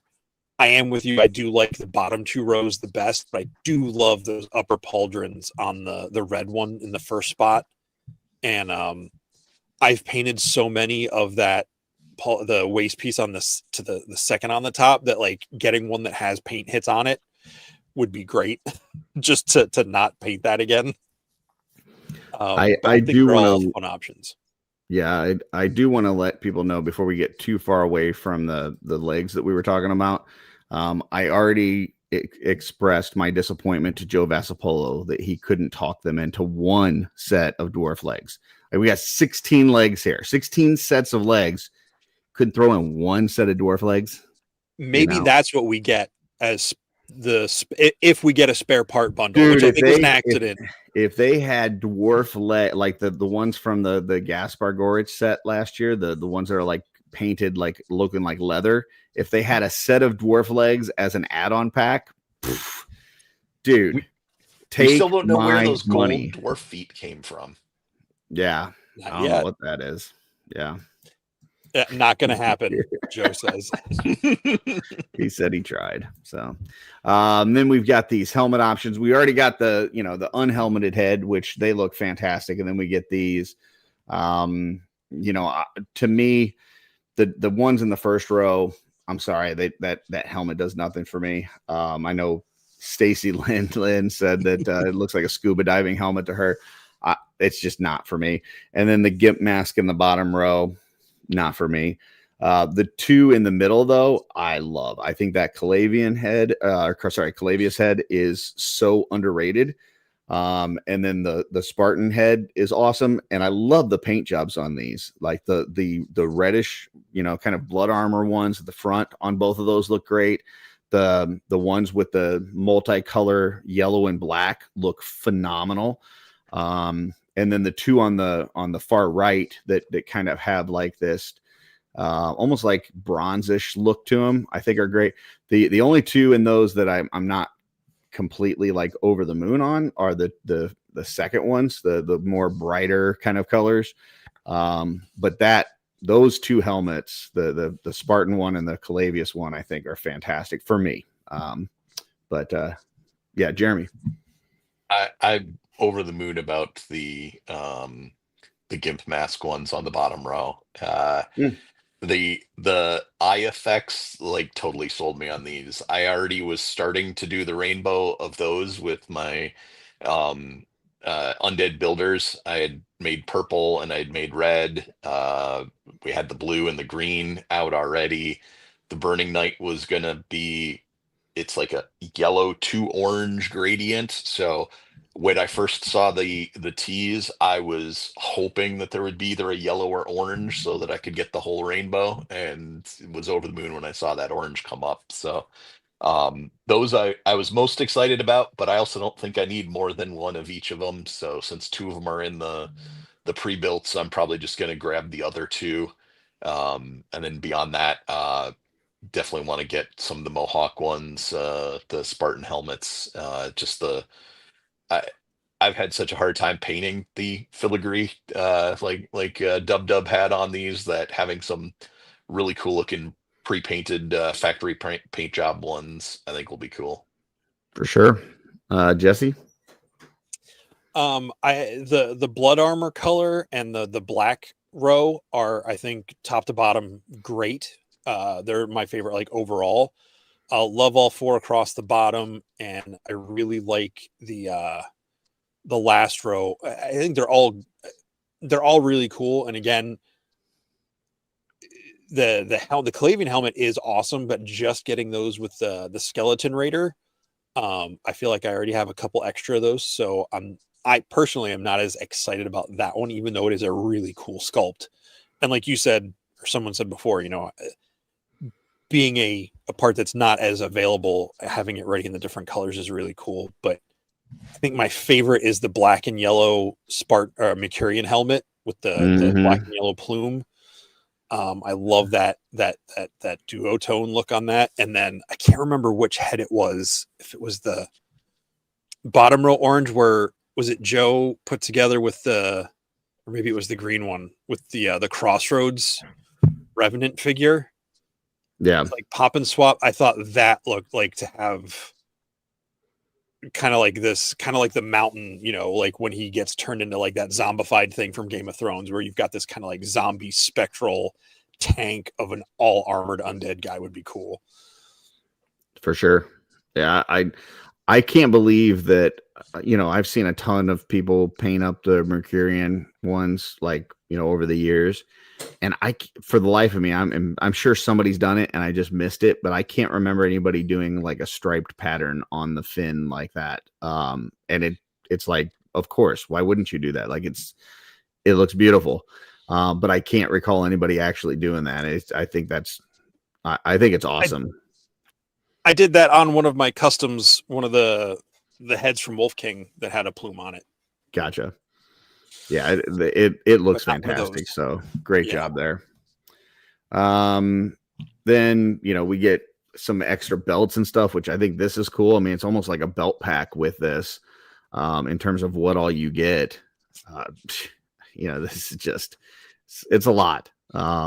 You get the mace, you get the hammer, you get the sword, the axe, the shield, and then 4 belts. Dude, come on. That's fantastic. The only thing that would have made that better, and I understand why they didn't do it because they don't have them tooled up yet, would be the Gladius from Rising Suns, if that was in there. I do think that I don't know, man. I don't know if this shield would be better or the wooden shield. I kind of like that wooden shield better, but as a gladiator, maybe this one does make more sense. But I like that wooden shield a little bit better. The original one that has the with the 4 whatever. Yeah, with the cross on it, not cross, but like the split. It's just got so much like wood grain detail and stuff that it looks phenomenal. Then we've got these guys here, and so like right now, as I'm looking at the whole thing, I'm like, I'm probably gonna have to get like 6, 7, 8 builds. And I think with each one, I'm going to get the book. Man, I love these books. They're like just getting that paladin cleric in my hand and like the chain and the put it on its hip and stuff. I'm like I'm in love with making clerics with these books, and just having that gold one, because I mean you can just go in and touch up some details around it and paint the pages, paint whatever, but then you've got like the gold already on it. Or just leave the pages gold, and it would look like that like gold leaf thing that they do on and just paint the cover books. like a flat black or something. And I mean I'm definitely gonna get it's not just gonna be like a an ornamental thing. Like I'm going to customize this piece, but like I mean maybe some rats would be cool. Like I don't see myself needing more apples or the toy or the leaf thing or whatever, but like the maybe some rats and definitely the books. So what about you, Jeremy? I think those books are going to be the one that everyone's going after. I was thinking where I could put the books. I also could always use more rats, leave them sitting around dioramas everywhere, and think they'd be fun to paint up. I think I got 3 of those toys already, so I don't think I need more of those. And we got a lot of fruit. So yeah. I think last year I was trying to get them all. This year I think I'm also just going to get those 2 and get as many of them till they run out, and the books, because I think if those last the whole first day, I'd be shocked. Jesse? I agree. I think the bat the bat and the rook, the book and the rat. Thank you. Are the best ones. Depending on how many I could get at the show, I'd like to get one of each of the things if possible. But the rat and the book are definitely the best ones. Yeah, they're super cool. Did want to go back to this comment from JG. Says, not the weapons I would have picked for gladiators. The newish spear would have been a nice choice. I think the spear would have been nice. The only one I think here that to me doesn't feel gladiator like is maybe the axe. I could totally see that hammer or the mace. And then the sword, while it's maybe a bit big, it does have a gladiatorial type look to it. So the only thing I think here that is kind of questionable for me is the axe, but I don't know. I don't have a problem with these weapons. What do you guys? I also love that axe. I would use it in so many other places too. That's just one of my favorite axes. So that hammer, that new like pick hammer thing is like probably my favorite thing weapon in the whole line. Jesse, thoughts on these?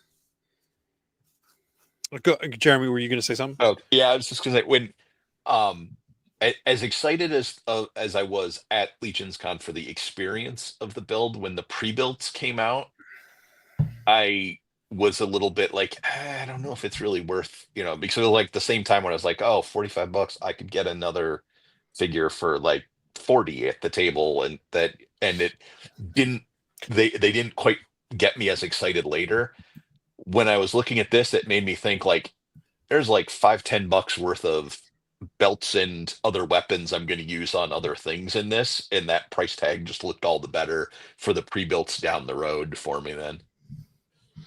I could see the Elven sword. The Elven sword would, like, depending on how you painted it, could look very gladiatorial. So I could see that. Yeah. Jesse? William said it's great that you enjoy the 1/12 scale books as long as you don't ask Darla to read them. The good thing is I just bought a whole bunch of 1/12 scale books, and they have all the pages are blank. So, yeah. I think it's great. I think that shield is one we haven't seen for a while, because I believe that's one that's got like the engraving around that outer rim. Again, we just got that wooden shield with was it the Raider, the Skeleton Raider? So I do like that one. That one is fun to paint, but I think, again, the way they come in with a couple of paint hits, I'm really happy that the bearded axe has like the painted, that the haft is painted and like some of the details are there. Why is it called that? The bearded? Yeah. Darla and I were I was pulling some stuff to like do a claim sale, and we were trying to like grab all the weapons and stuff like for that I needed, and came across that one, and she had asked about that one, the bearded axe. I was like, I don't know why it's called that. So because it's like a beard okay, coming down. Yeah. okay. But I have so many of those that are just like one color, because they were with builders or, so having them ready to go.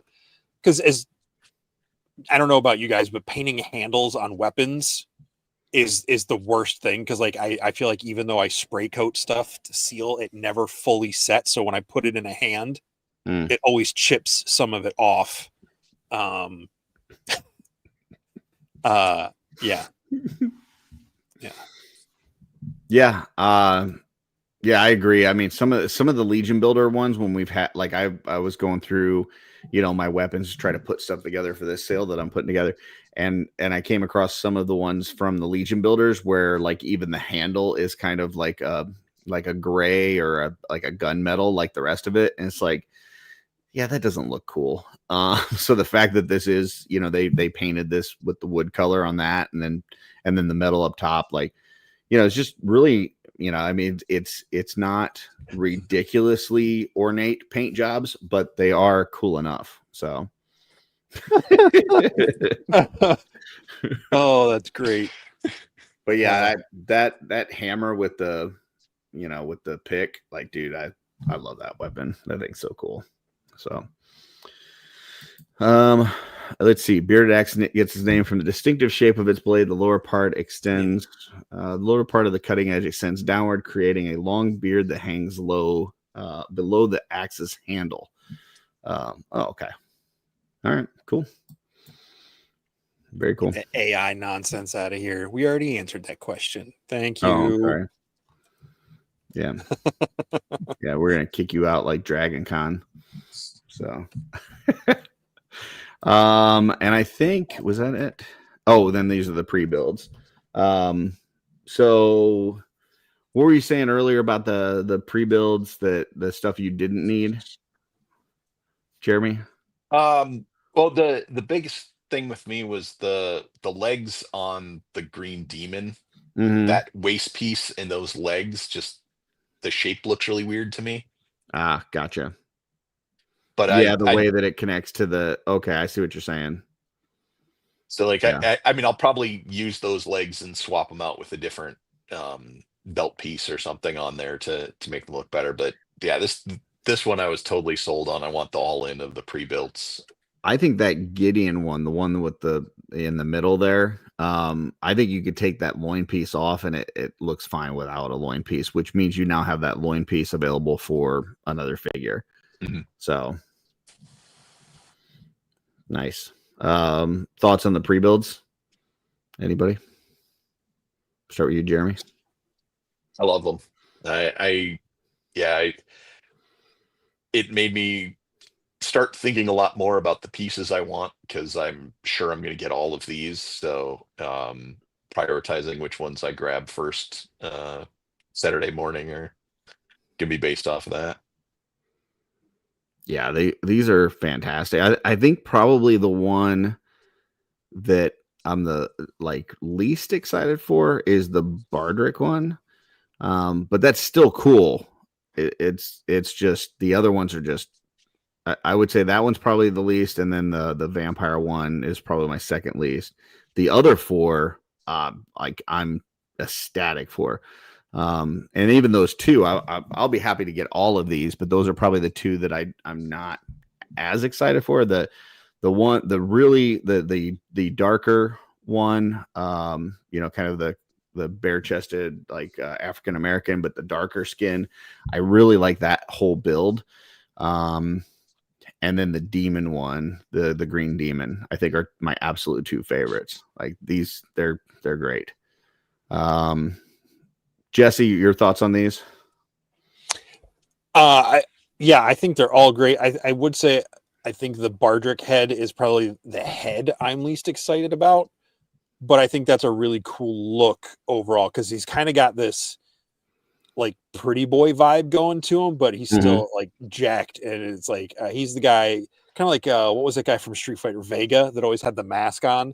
I kind of get that kind of vibe from this build, and I know these aren't specific characters like in the lore or anything, but and I realized looking at this, I love the metal armor on that demon, the green demon, because like he probably doesn't need the armor on his legs. Like it's probably just like, I'm gonna knee someone in the nose and like concave that guy's face. Like, I think that one would be very easily dressed up with one of those like the soft goods from the legendary barbarian or Poxus. You put that kind of a little cloth piece tattered underneath. piece right around, and you kind of hide the top of those legs, and that thing's like next tier.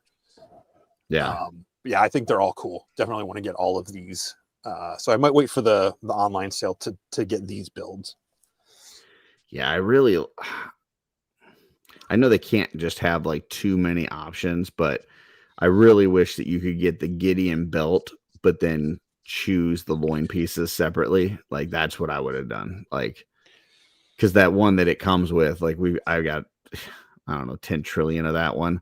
But I love that belt. But yeah, the chainmail one I think is my favorite. The chainmail loin piece, but I don't need a whole bunch of that waist covering. So I don't know. We'll see. I'm definitely getting all of these pre-builds, and then a bunch of extras on the ones that you manually build. So, and then you said, Jeremy, your two favorites are the two demons, right? Oh yeah.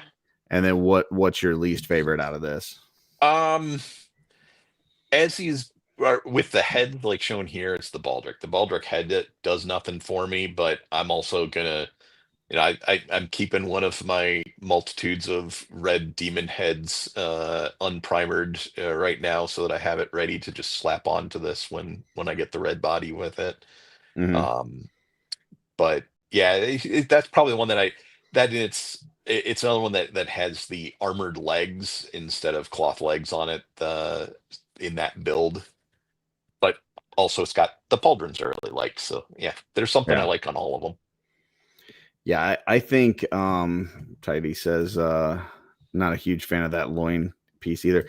I really think though you take that loin piece off, I think it just looks like blue jeans with a belt. Like I don't think it's gonna look too awkward without having a loin piece there. So, but and that is everything for that. So let me pull that down. Did you have anything on the other slideshow that we needed to pull back up for, or we good? No, I didn't. Yeah. Go ahead. What might also work with the with that like Gideon build or belt is the cloth loin piece that I think came with like Valak in them, and the long leather skirt you also don't need on because it totally covers up the loin anyways. You don't see the hole from it when you take it off from them. William says they don't offer an all-in for the armory, do they? Well, I think they said there's 26,000 combinations. So, I mean, they did for the pre-builds last year or this year. Yeah, they'll have an all-in for the pre-build afterwards, but yeah. But I think he means for one the from actual each armory. Oh. Yeah. Yeah, the pre-builds will have an all-in. Well, I would assume that they would have an all-in, but yeah, I don't think you can get an all-in for all the parts. So, cool. Let's see. What about G-Con? Any predictions for this year or anything that you're hoping for? I'm really hoping that tease from last year is going to be something pirate-like. I'm already excited about it because of the builds from here are giving me lots of good pirate vibes, but I'm hoping for some kind of nautical theme to it. Let's see.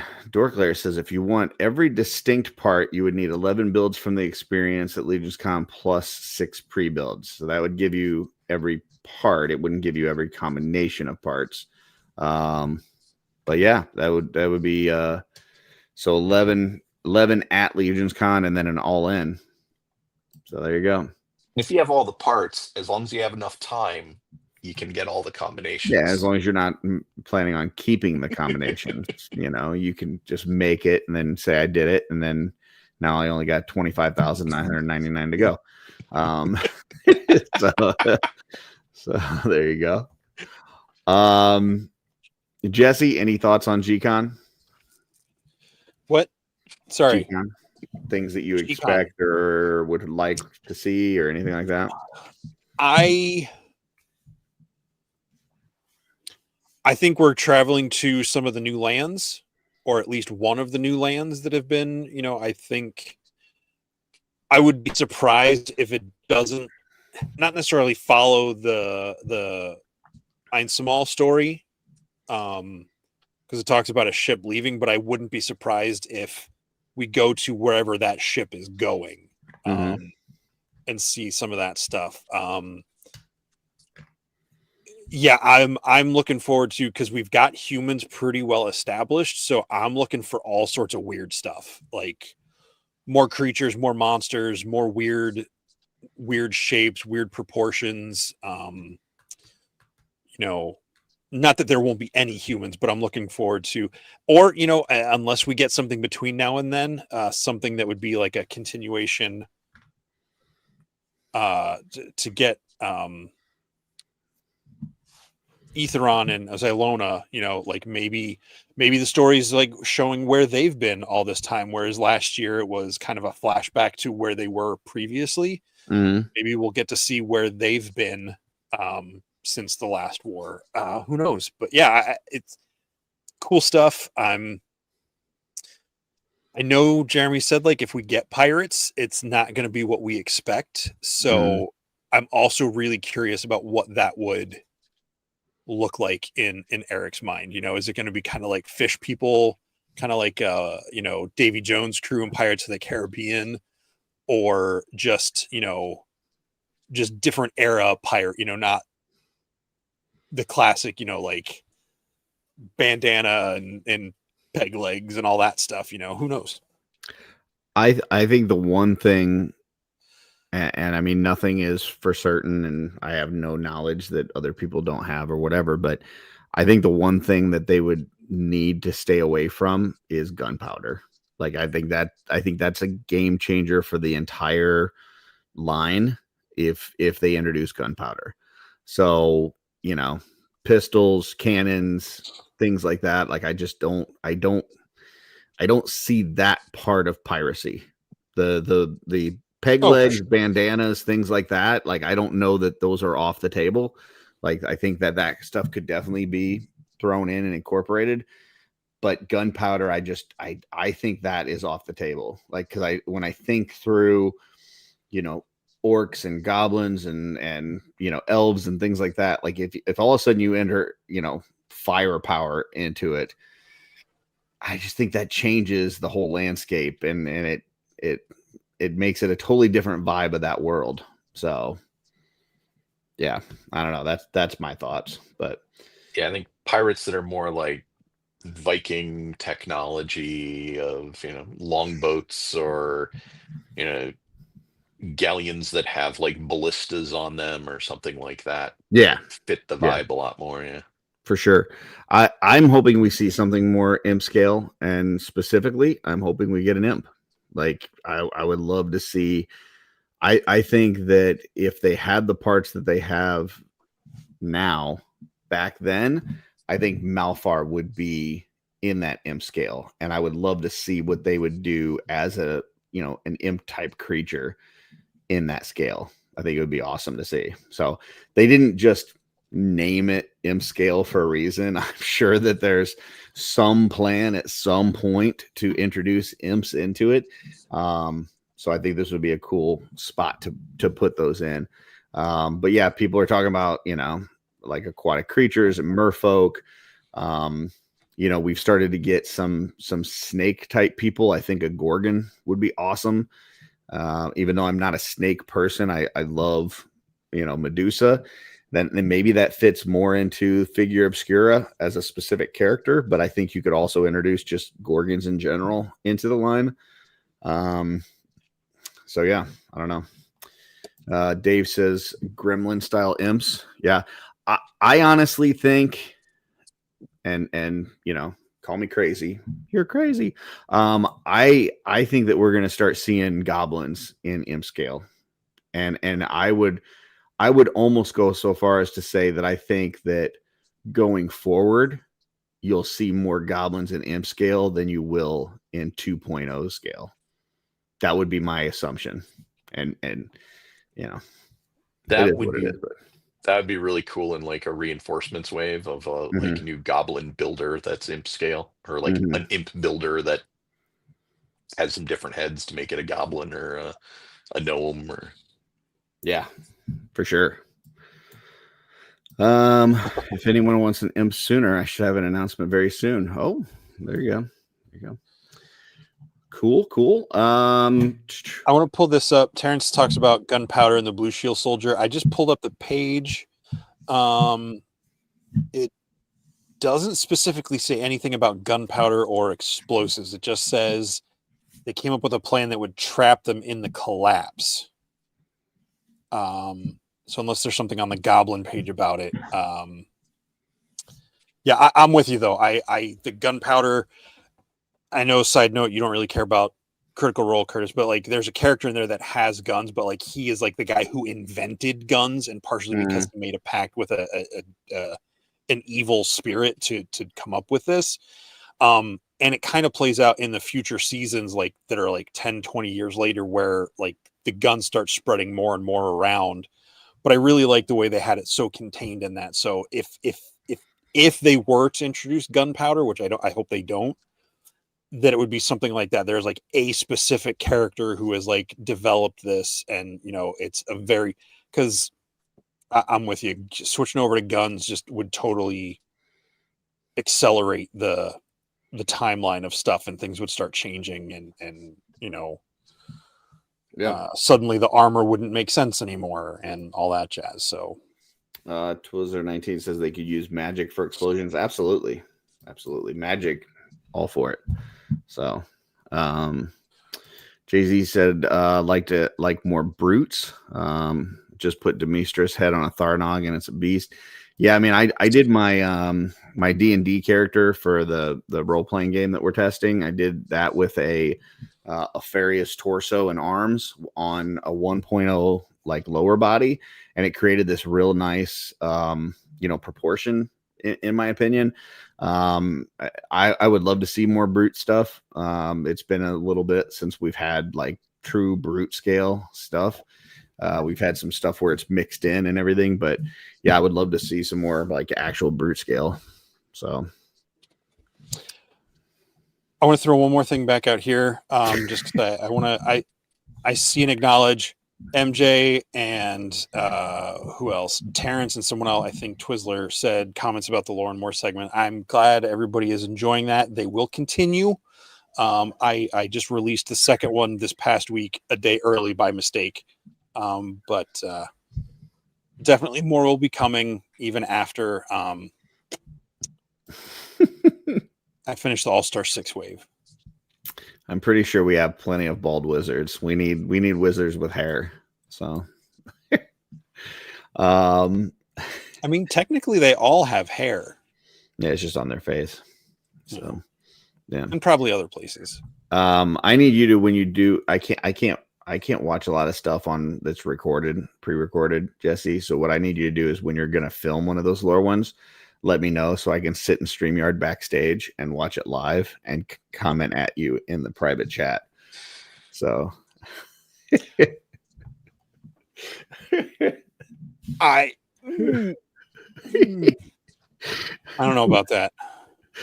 Let's see. While no evidence exists that the Blue Shield counted magic users amongst their ranks, there is also nothing saying that they did not. So just like the dinosaurs riding dinosaurs. Yeah. Okay. You can tell from the bones. Yeah.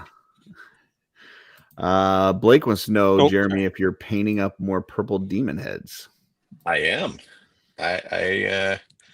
I've got several of them still waiting on bodies to put them on. I just recently did Belphegor in purple.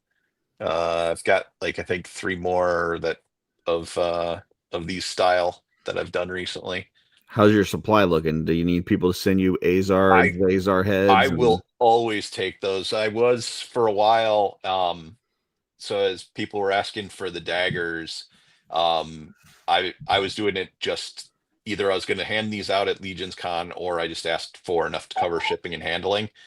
And I started saying I'd also just take trade of demon heads to cover the shipping and handling instead. So I've gotten like 4 of them that way recently as well. So I will always take more demon heads and make them lots of different colors, mostly purple.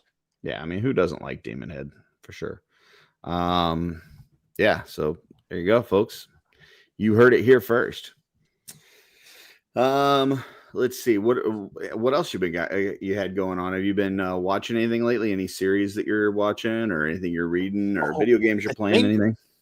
Oh, Is Blake threatening to punch Purple Hearts? no, I think he said just he'll be reaching out to him and a fist bump. Love you. So, Okay. yeah. So yeah, anything that you're watching or playing or reading?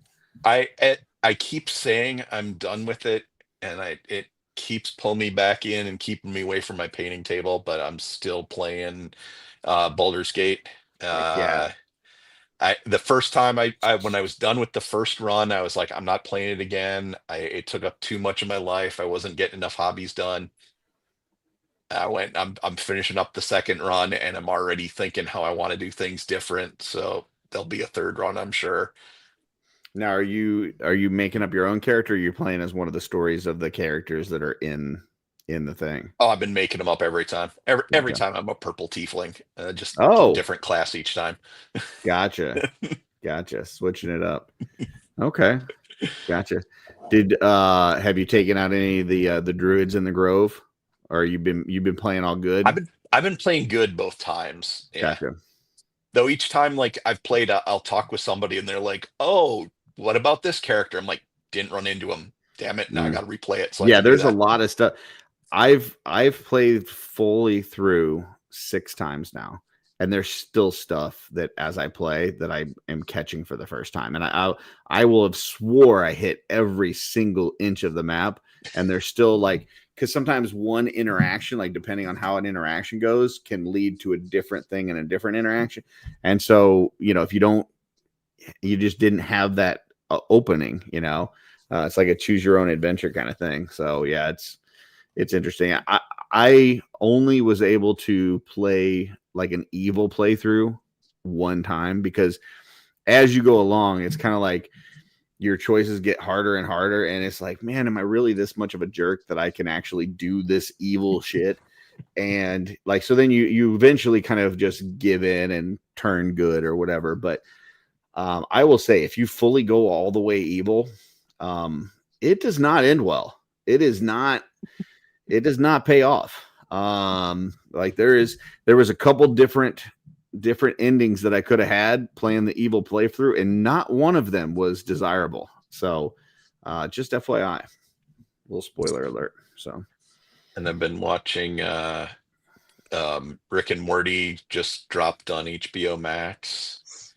I found out about it because I came downstairs and I'm hearing Tori Amos's Little Earthquakes playing really loudly, and my son's sitting watching TV, and I'm like, what are you watching? And I look in and it's some big climactic Rick clone battle going on, scored to Little Earthquakes, and that immediately got me hooked back in. Started watching Rick and Morty again to catch up on that. Let's see what the only other thing I think I'm really watching much of right now. I just finished up Sandman. Um, I need and to get to that, the second season. Yeah, yeah, I need to get to it's that. so good. My daughter, we had one night when it was just like the two of us around eating dinner, and we usually, like, depending on the mix of the family that's around when we're eating dinner on the weekend, we'll watch different shows. So, if it's me and my son, we're watching, Peacemaker, we're watching 9-9 if it's my son, my Well, wife, and I I. hope I hope he's a little bit older. He's 19, so Okay. I was say I've only seen a couple episodes of Peacemaker this season, and they man, Darla almost had to leave the room. It was they're bordering on boys territory. yeah. Yeah. That was another one that we would watch together. So, Yeah, that's but I'd realized like I didn't have something that just me and my daughter would watch. So there was one time when we were just having dinner alone. So I broke out. I watched all of season 2, and then they had after the season. I think they did this on season 1 too. They did one of the death single issue stories as a standalone episode. mhm. And it was the high cost of living. It was called. I'm like, oh, I remember that book so much from college. I'm like, oh, I got to share this with you. And I watched that with her. She hadn't watched any of the rest, didn't know anything really about Sandman, but she just fell in love with that story. So I'm pretty sure she's going to be tearing through our old graphic novels, reading Sandman now. Well, that's cool. Nice. I mean, I'm not for encouraging kids to read, but it's The cool that you views got and her interested in opinions of something. Curtis Akerman do not reflect the views and opinions of Shooting Shell. Luckily, my daughter does not take after me in the dyslexia.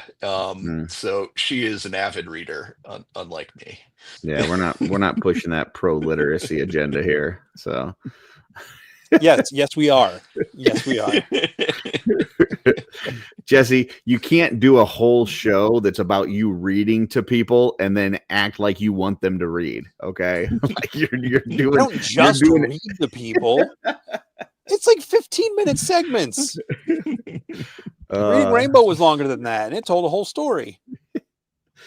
Oh, that's awesome. Yeah, that's cool, man. I right now we're watching what is it, Franklin and Bash on Netflix, a little lawyer series. It's cute. It's not, there's definitely some better shows, but it's all right.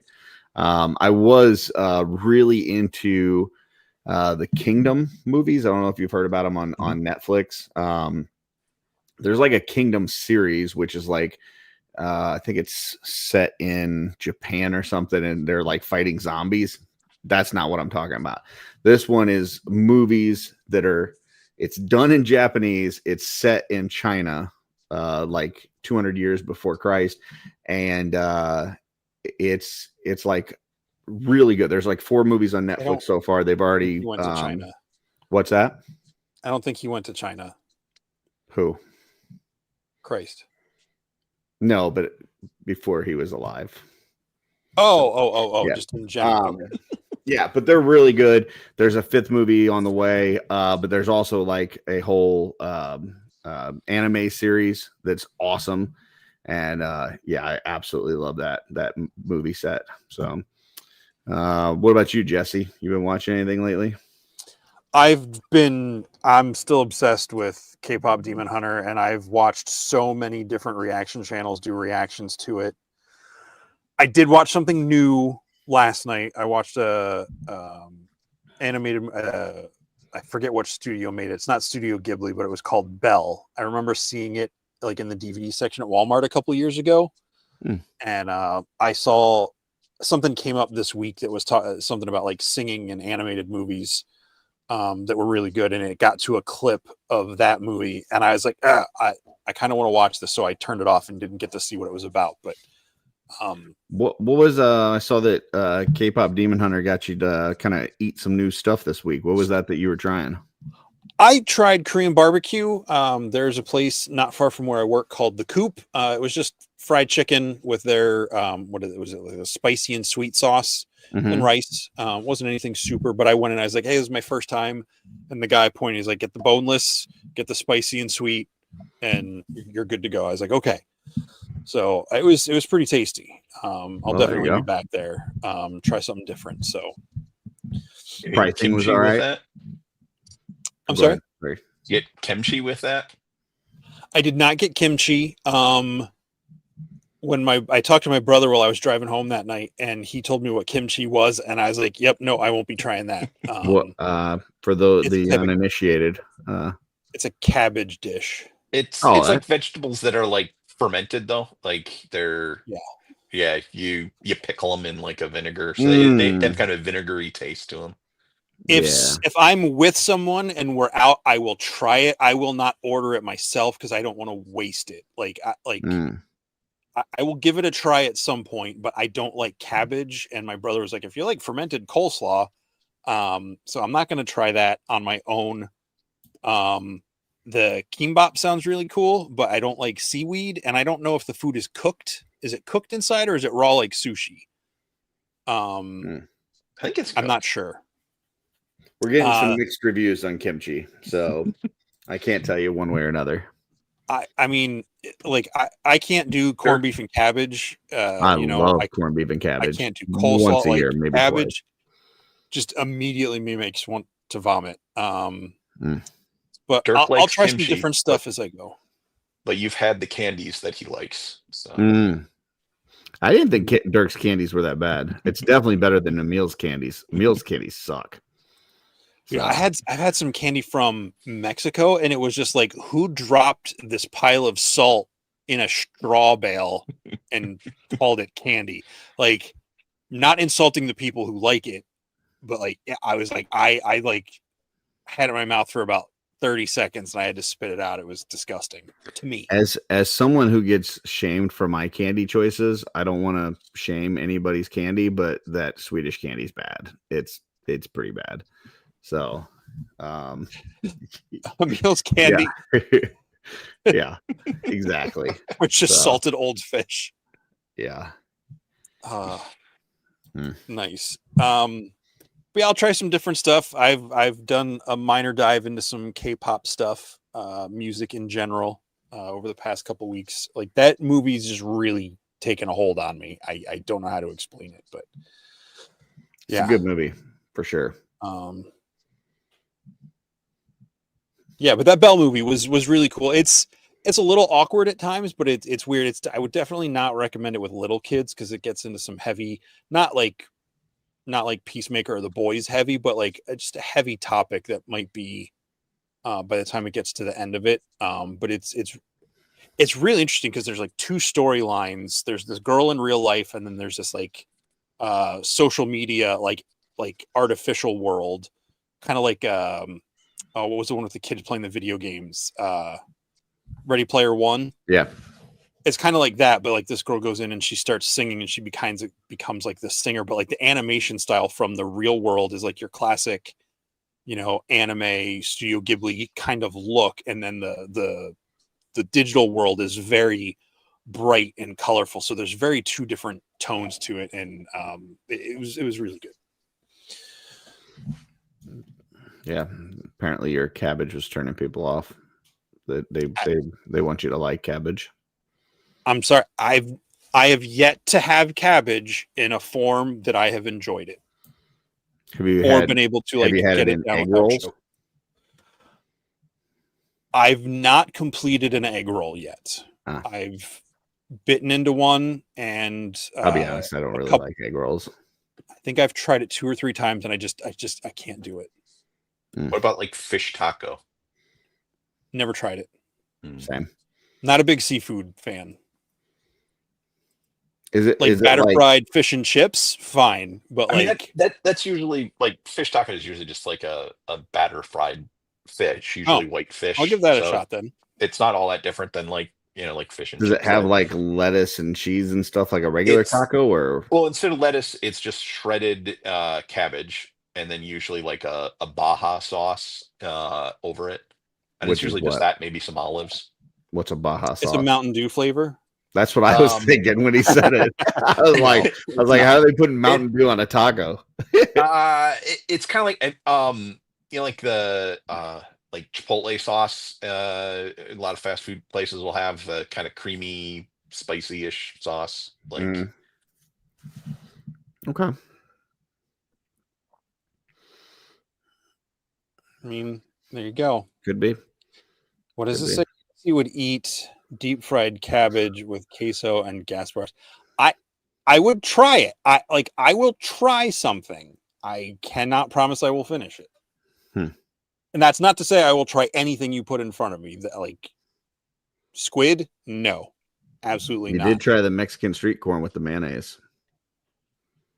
I did. I destroyed that before I knew there was mayonnaise on it. Like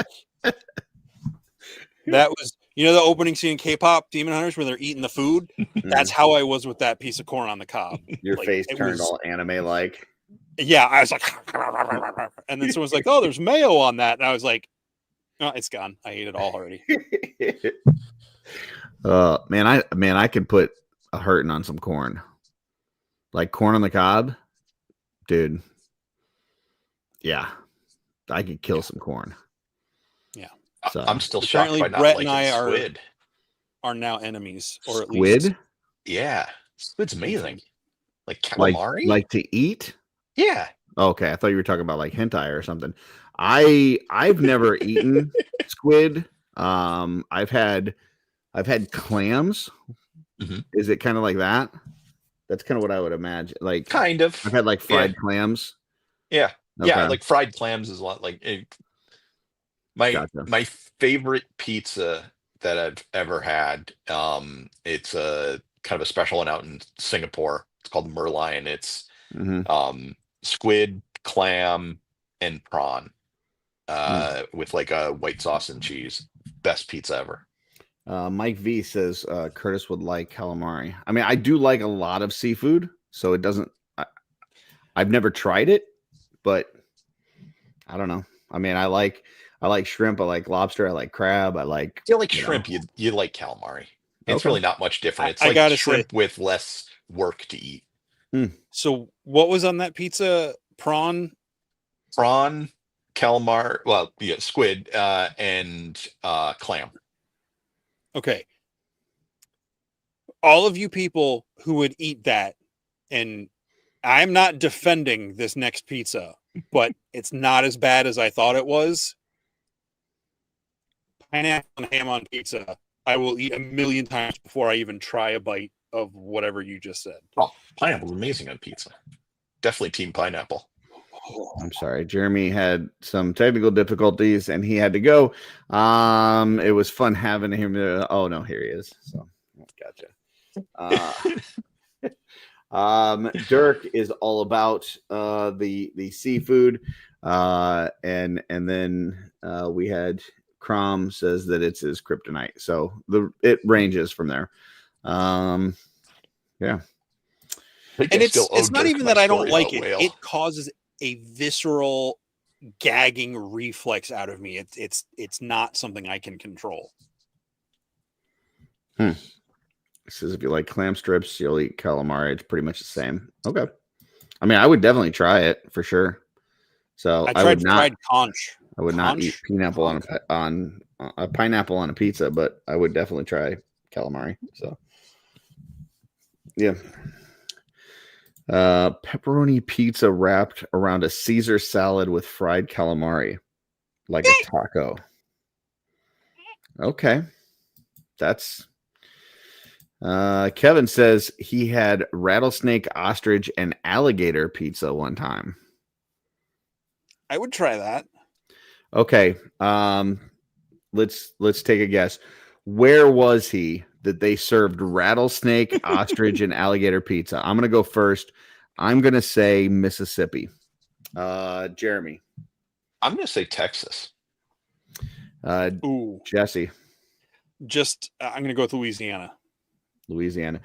Kevin, let us know in the comments where were you when you had that. So we'd like to know. Let's see. I'll smash pizza with pineapple, and yeah, you're now out of the off-world team.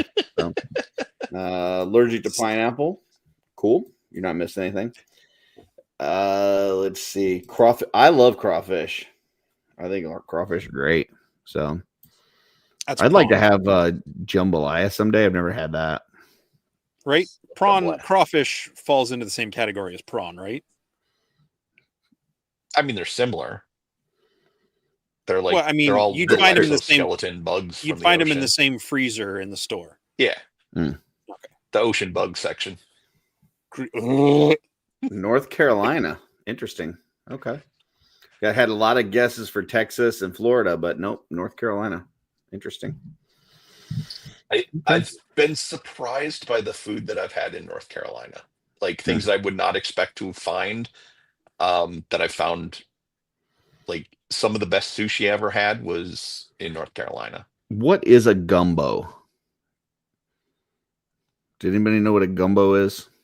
I'm gonna go out on a limb and say it's a spicy soup or stew. Stew. It's a type of I'd say Okay. it's a stew, usually with seafood in it, often with corn, Hmm. and tomato. Is it like a bisque? It's Because a- I've had like crab bisque or lobster Yeah, bisque. I Is it think like that? it's like a tomato based, Hmm.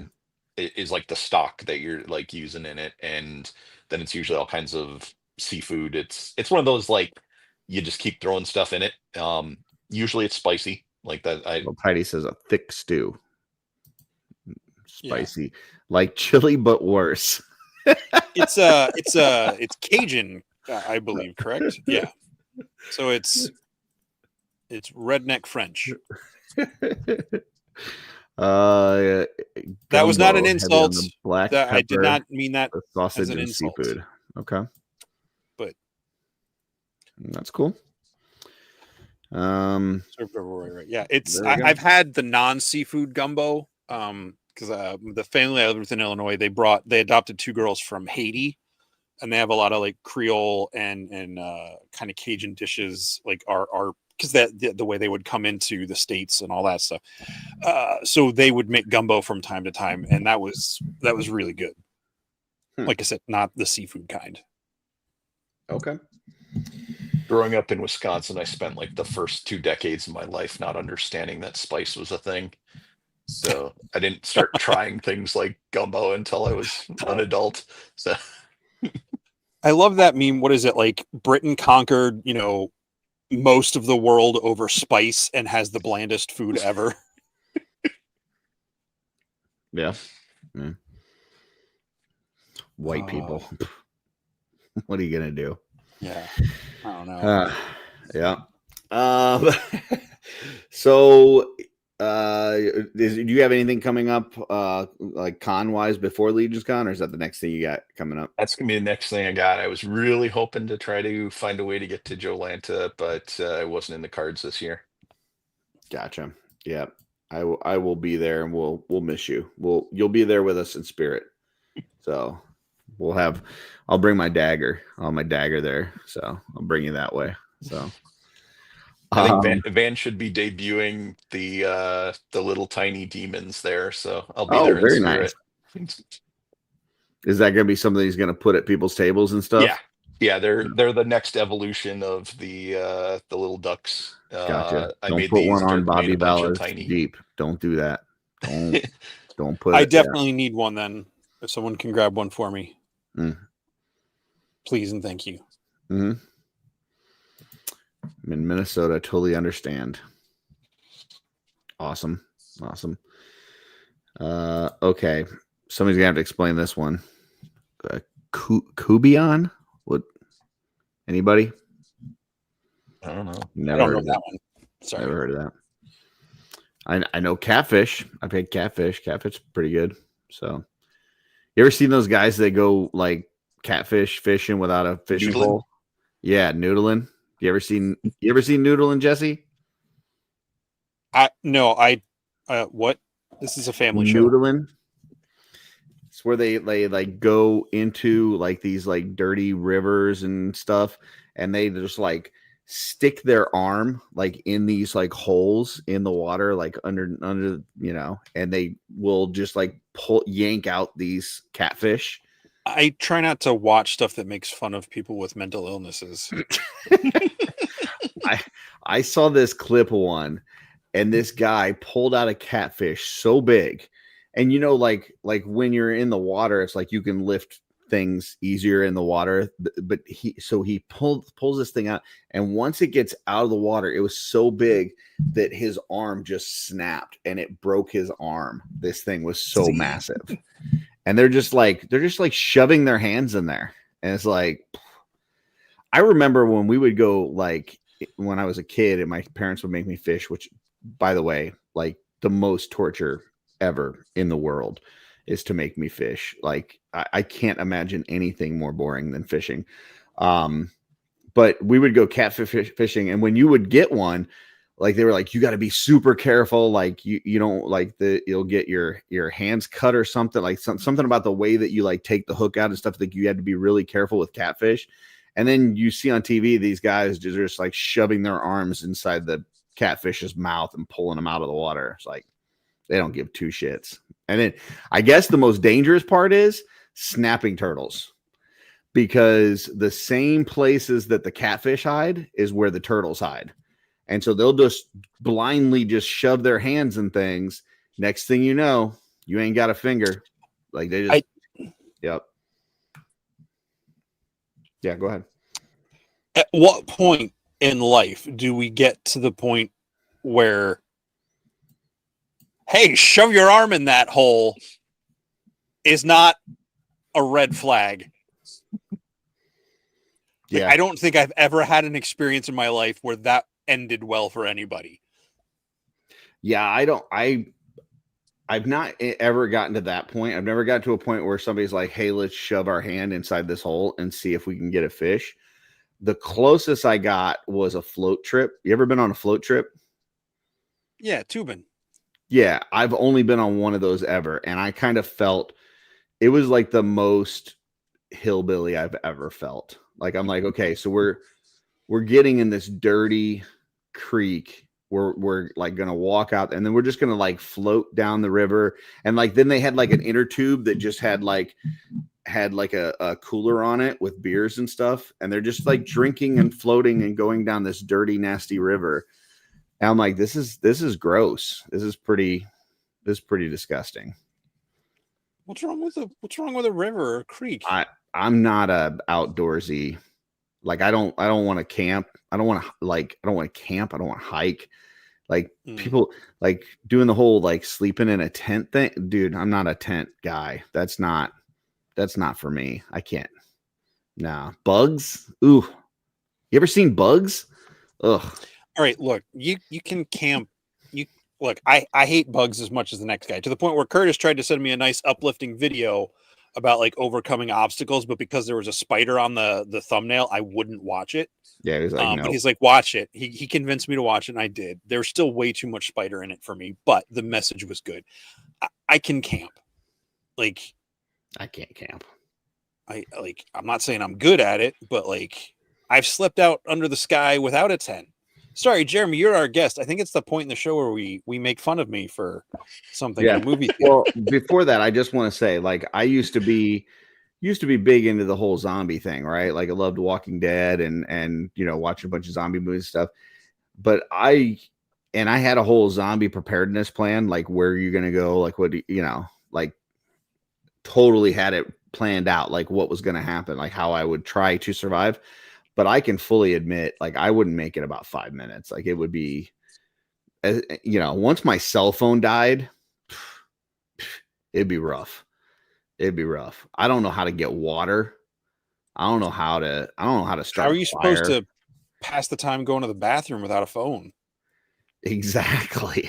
That's what I'm talking about. Like, you don't read. How can I YouTube? What the hell am I supposed to do with all my time? So Curtis is in the zombie apocalypse. Curtis is just gonna have like those old like the Punch and Judy puppets, and it's just gonna be Curtis like every 45 minutes popping up on like a cardboard YouTube screen.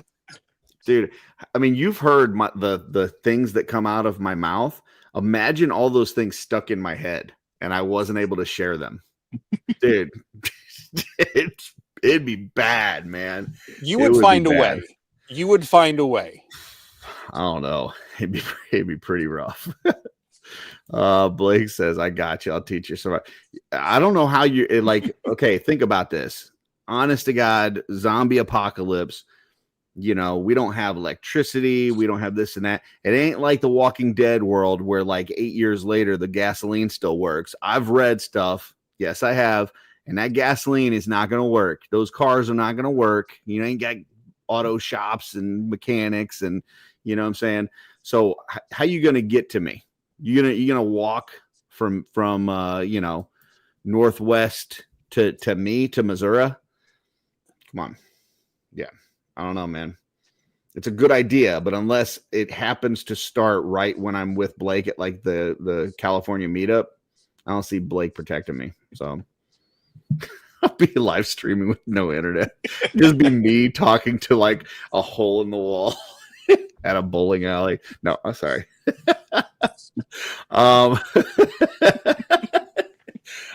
Jeremy. So we do this little thing on the show. I'm not sure if you've heard it or not, but at one point, Jesse booed a wedding proposal. So I'm going to give you some facts that we know about this situation. He says he won't tell the story anymore, at least not till the end of the year. And so we've had our guests come on to tell their version of what they think went down, so that we can hopefully get to the truth. The facts that we know are Jesse went to a movie. The movie that he went to was Fun with Dick and Jane. Went with a couple friends. Before the movie start, nobody else in the theater except for this group, a few rows ahead of them. It was a guy and a gal, and what appeared to be the gal's parents there.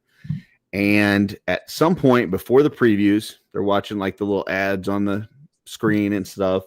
And some like emotional thing starts playing, music and kind of a beach sunset and all this kind of thing.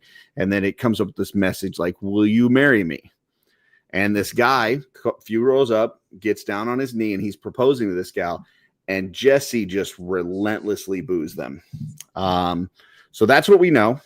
The question for you is kind of what happened, what led up to this, what caused Jesse to do something that seems so out of character for him, and then what impact did that have on this poor couple. So this is the time of the show where you get to tell your version of Jesse booing the wedding proposal. So we'll just turn it over to you. So important detail in all of this is that I don't think we all know about Jesse, that he's a big documentary fan. Oh, and right before seeing Fun with Dick and Jane, he had been binging some like the miniseries of baseball and Civil War, the Ken Burns documentaries, and had become a really big fan of them. So when he's in the theater, the pre-movie stuff starts. There's this like old photograph that's zoomed in on of the couple, and it pans across the screen. And Jesse saw that and it immediately triggered something. And he's like, that's a Ken Burns move. And he gets up really excited about it and just goes, Burns! Oh. And his friends didn't quite understand his reference, but they wanted to support him. So they joined in and were booing along with it. And the poor guy gets up really embarrassed that he's being booed and goes running out of the theater. And his girlfriend just turns around, looks at Jesse and his friends, and she's really upset. And she's like, how could you do this? You kind of monsters would boo this proposal. And Jesse was just quietly going, I was saying boo Burns. So it was all a misunderstanding.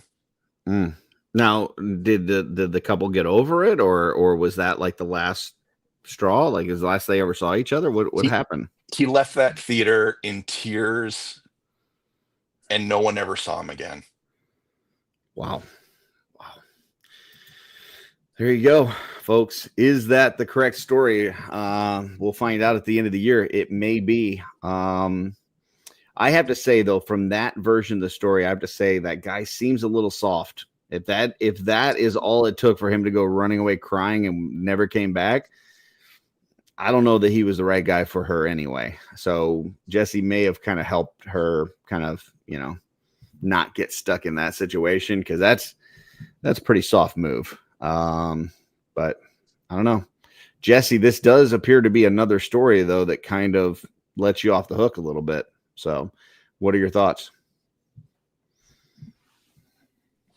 My thoughts are like, I don't know how you've been able to manipulate a situation where I've told the story multiple times. I don't want to tell it again, into becoming a whole thing to where I now actively want to tell it again just so this can stop. Just wait But till. of course, that's something you would do. Let me embiggen myself. Only you could do, I should say. Folks, wait till 2026 where we have all of our guests talk about Jesse's trip to South Africa. And they're going to tell us the story about how Jesse spent his time in South Africa. Tune in 2026 for that.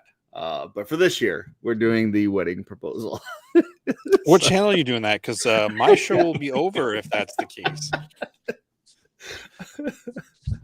But no, that was a good story, Jeremy. We'll have to see if that turns out to be the one at the end of the year. Boo earns. So yeah. Now I feel like someone's gonna spin that into me like booing people that like have cremated their family. Yeah. What happened to that guy after he died? His family boo earned him. All right. Jeremy, thank you so much for being on. We appreciate it. We look forward to seeing you at Legions Con Wednesday. Wednesday is a great night to come in because that's the night where typically folks are gathered around the fire pit to watch the old mythic conversations. It is kind of the first gathering, as it were, of the collective mass of the Legions Con people. So yeah, good night to show up. Meet us outside. We'll have some fun. So anything else you want to leave outside? How about that? Yeah, cash me outside. Anything you want to leave the people with before you go, Jeremy? Just if anybody is still looking for their Ghost of Rhaegar's dagger at Legion's Con, hit me up ahead of time so I know to reserve one, or I'll send them out to people if they want to cover shipping and handling. Yep, and he'll definitely trade for Demonhead. Yep. So there you go. All right, thank you, sir. Yeah. Yep. We are going to put you backstage if you have to run. We totally understand. If not, hang out. We'll be right back with you. You can walk too if you need to. It doesn't have to be just running. For sure. That is a show, Jesse. I can't wait for 2026 now. I'm so excited. I've never even got to tell that story enough to where there's anything to make fun of yet, except I went and somehow... That means there's tons of material for people to choose from. There's very little parameters.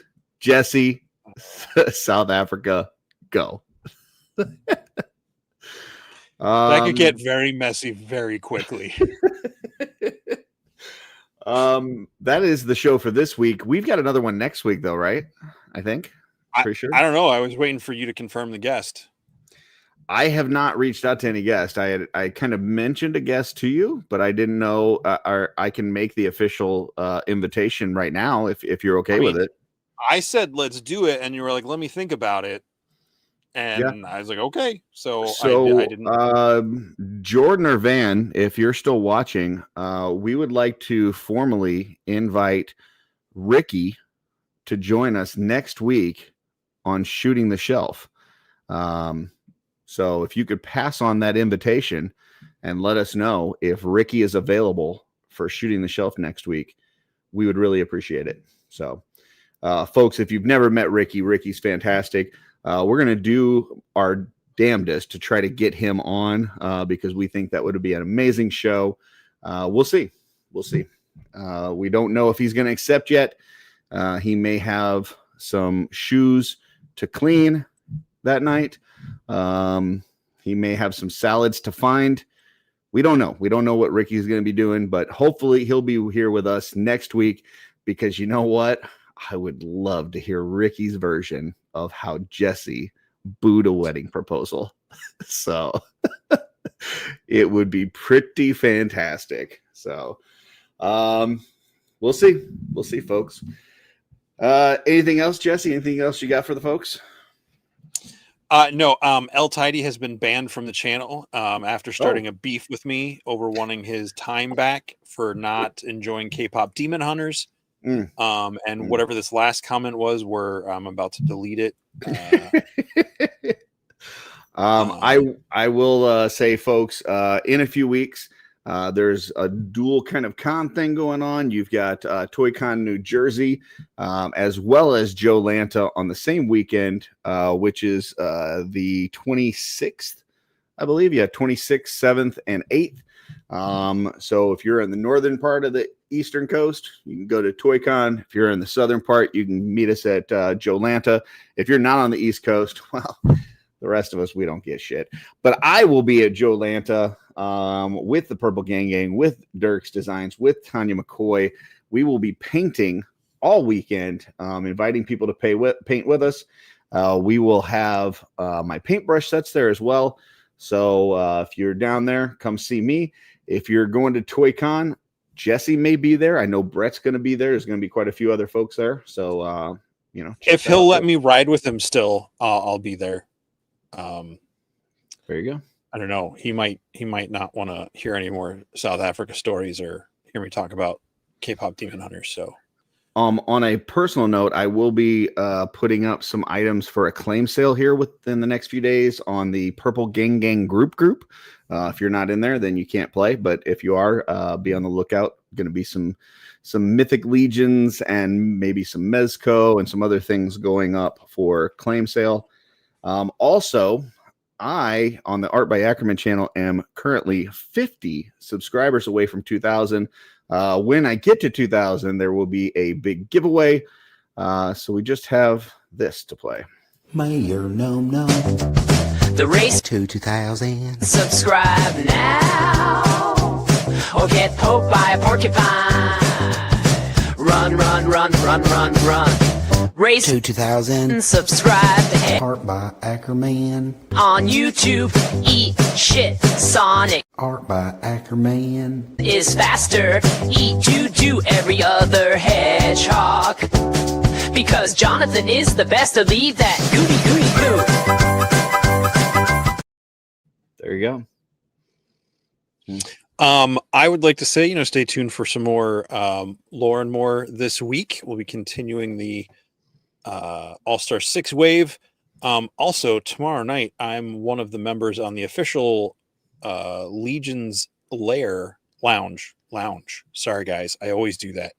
Legion's Lounge, episode 1 of Road to Legion's Con with a couple other folks. I checked Trevor's post in the Cabal, but he was like, "You're going to be on." I was like, "Okay." So, tune in that tomorrow night, 8:00 on the 1/6 Shooter channel. Yes. William says, need an embarrassing Curtis story now. The problem is that I don't have any because I don't care. And so I share everything, including talking about waffle stomp and poop on OffWorld. So, Look, it's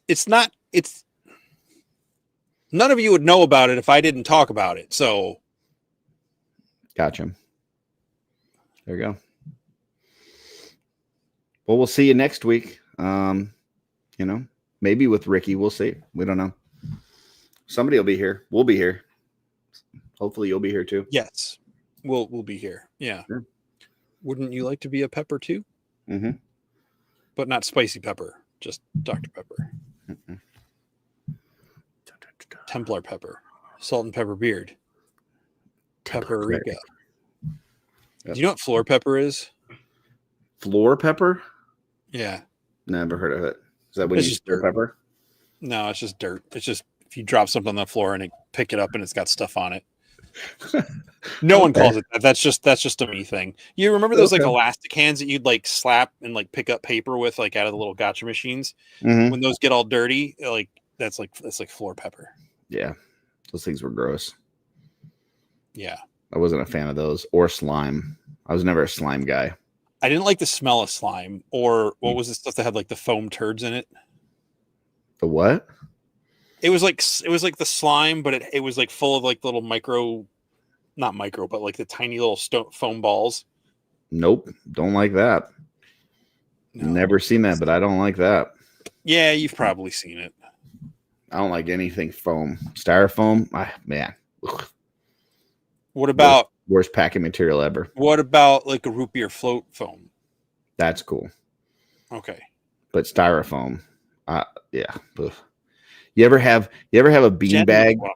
You ever have a beanbag bust open with the little foam like Oh yeah. balls and oh my, that is as boo. much as I hate when somebody packs something in styrofoam, a beanbag breaking open is like the worst thing that could ever happen. Like a beanbag chair, that you're never gonna find all those. Like static electricity is gonna make those little balls stick to you wherever. It's I got like my teeth. Nope. Floam. Mm-mm. Mm-mm. Yeah. No, we got to end this. I can't. No, I'm I had- beanbagging yeah. out. I'm beanbag freaking. And look, if I can sit through all the mayo talk and cabbage, It's foam. Like, is do you not like the sound like when it's like is that? I don't like that it like sticks. It's like static sticky. It's like Oh, how do you feel about tree sap? no, I don't like when people do that weird thing where they rub balloons on their heads and then like don't do that. Don't do that. Don't do that. Don't stick. Electricity shouldn't make things stick. No, That's look, weird. Don't read into things. That's not what's happening here. Mm-mm. Poor Jeremy's still back there, like, oh my gosh, one of these guys is gonna end the show so I can say goodbye and leave. I'm not. can't- He's laughing. Beanbag chairs. Oh gosh. No. Williams chimes in with the oh, I thought we were talking about chimes like wind chimes.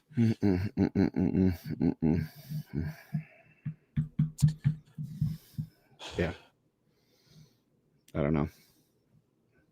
I think we should probably end this. Till next time.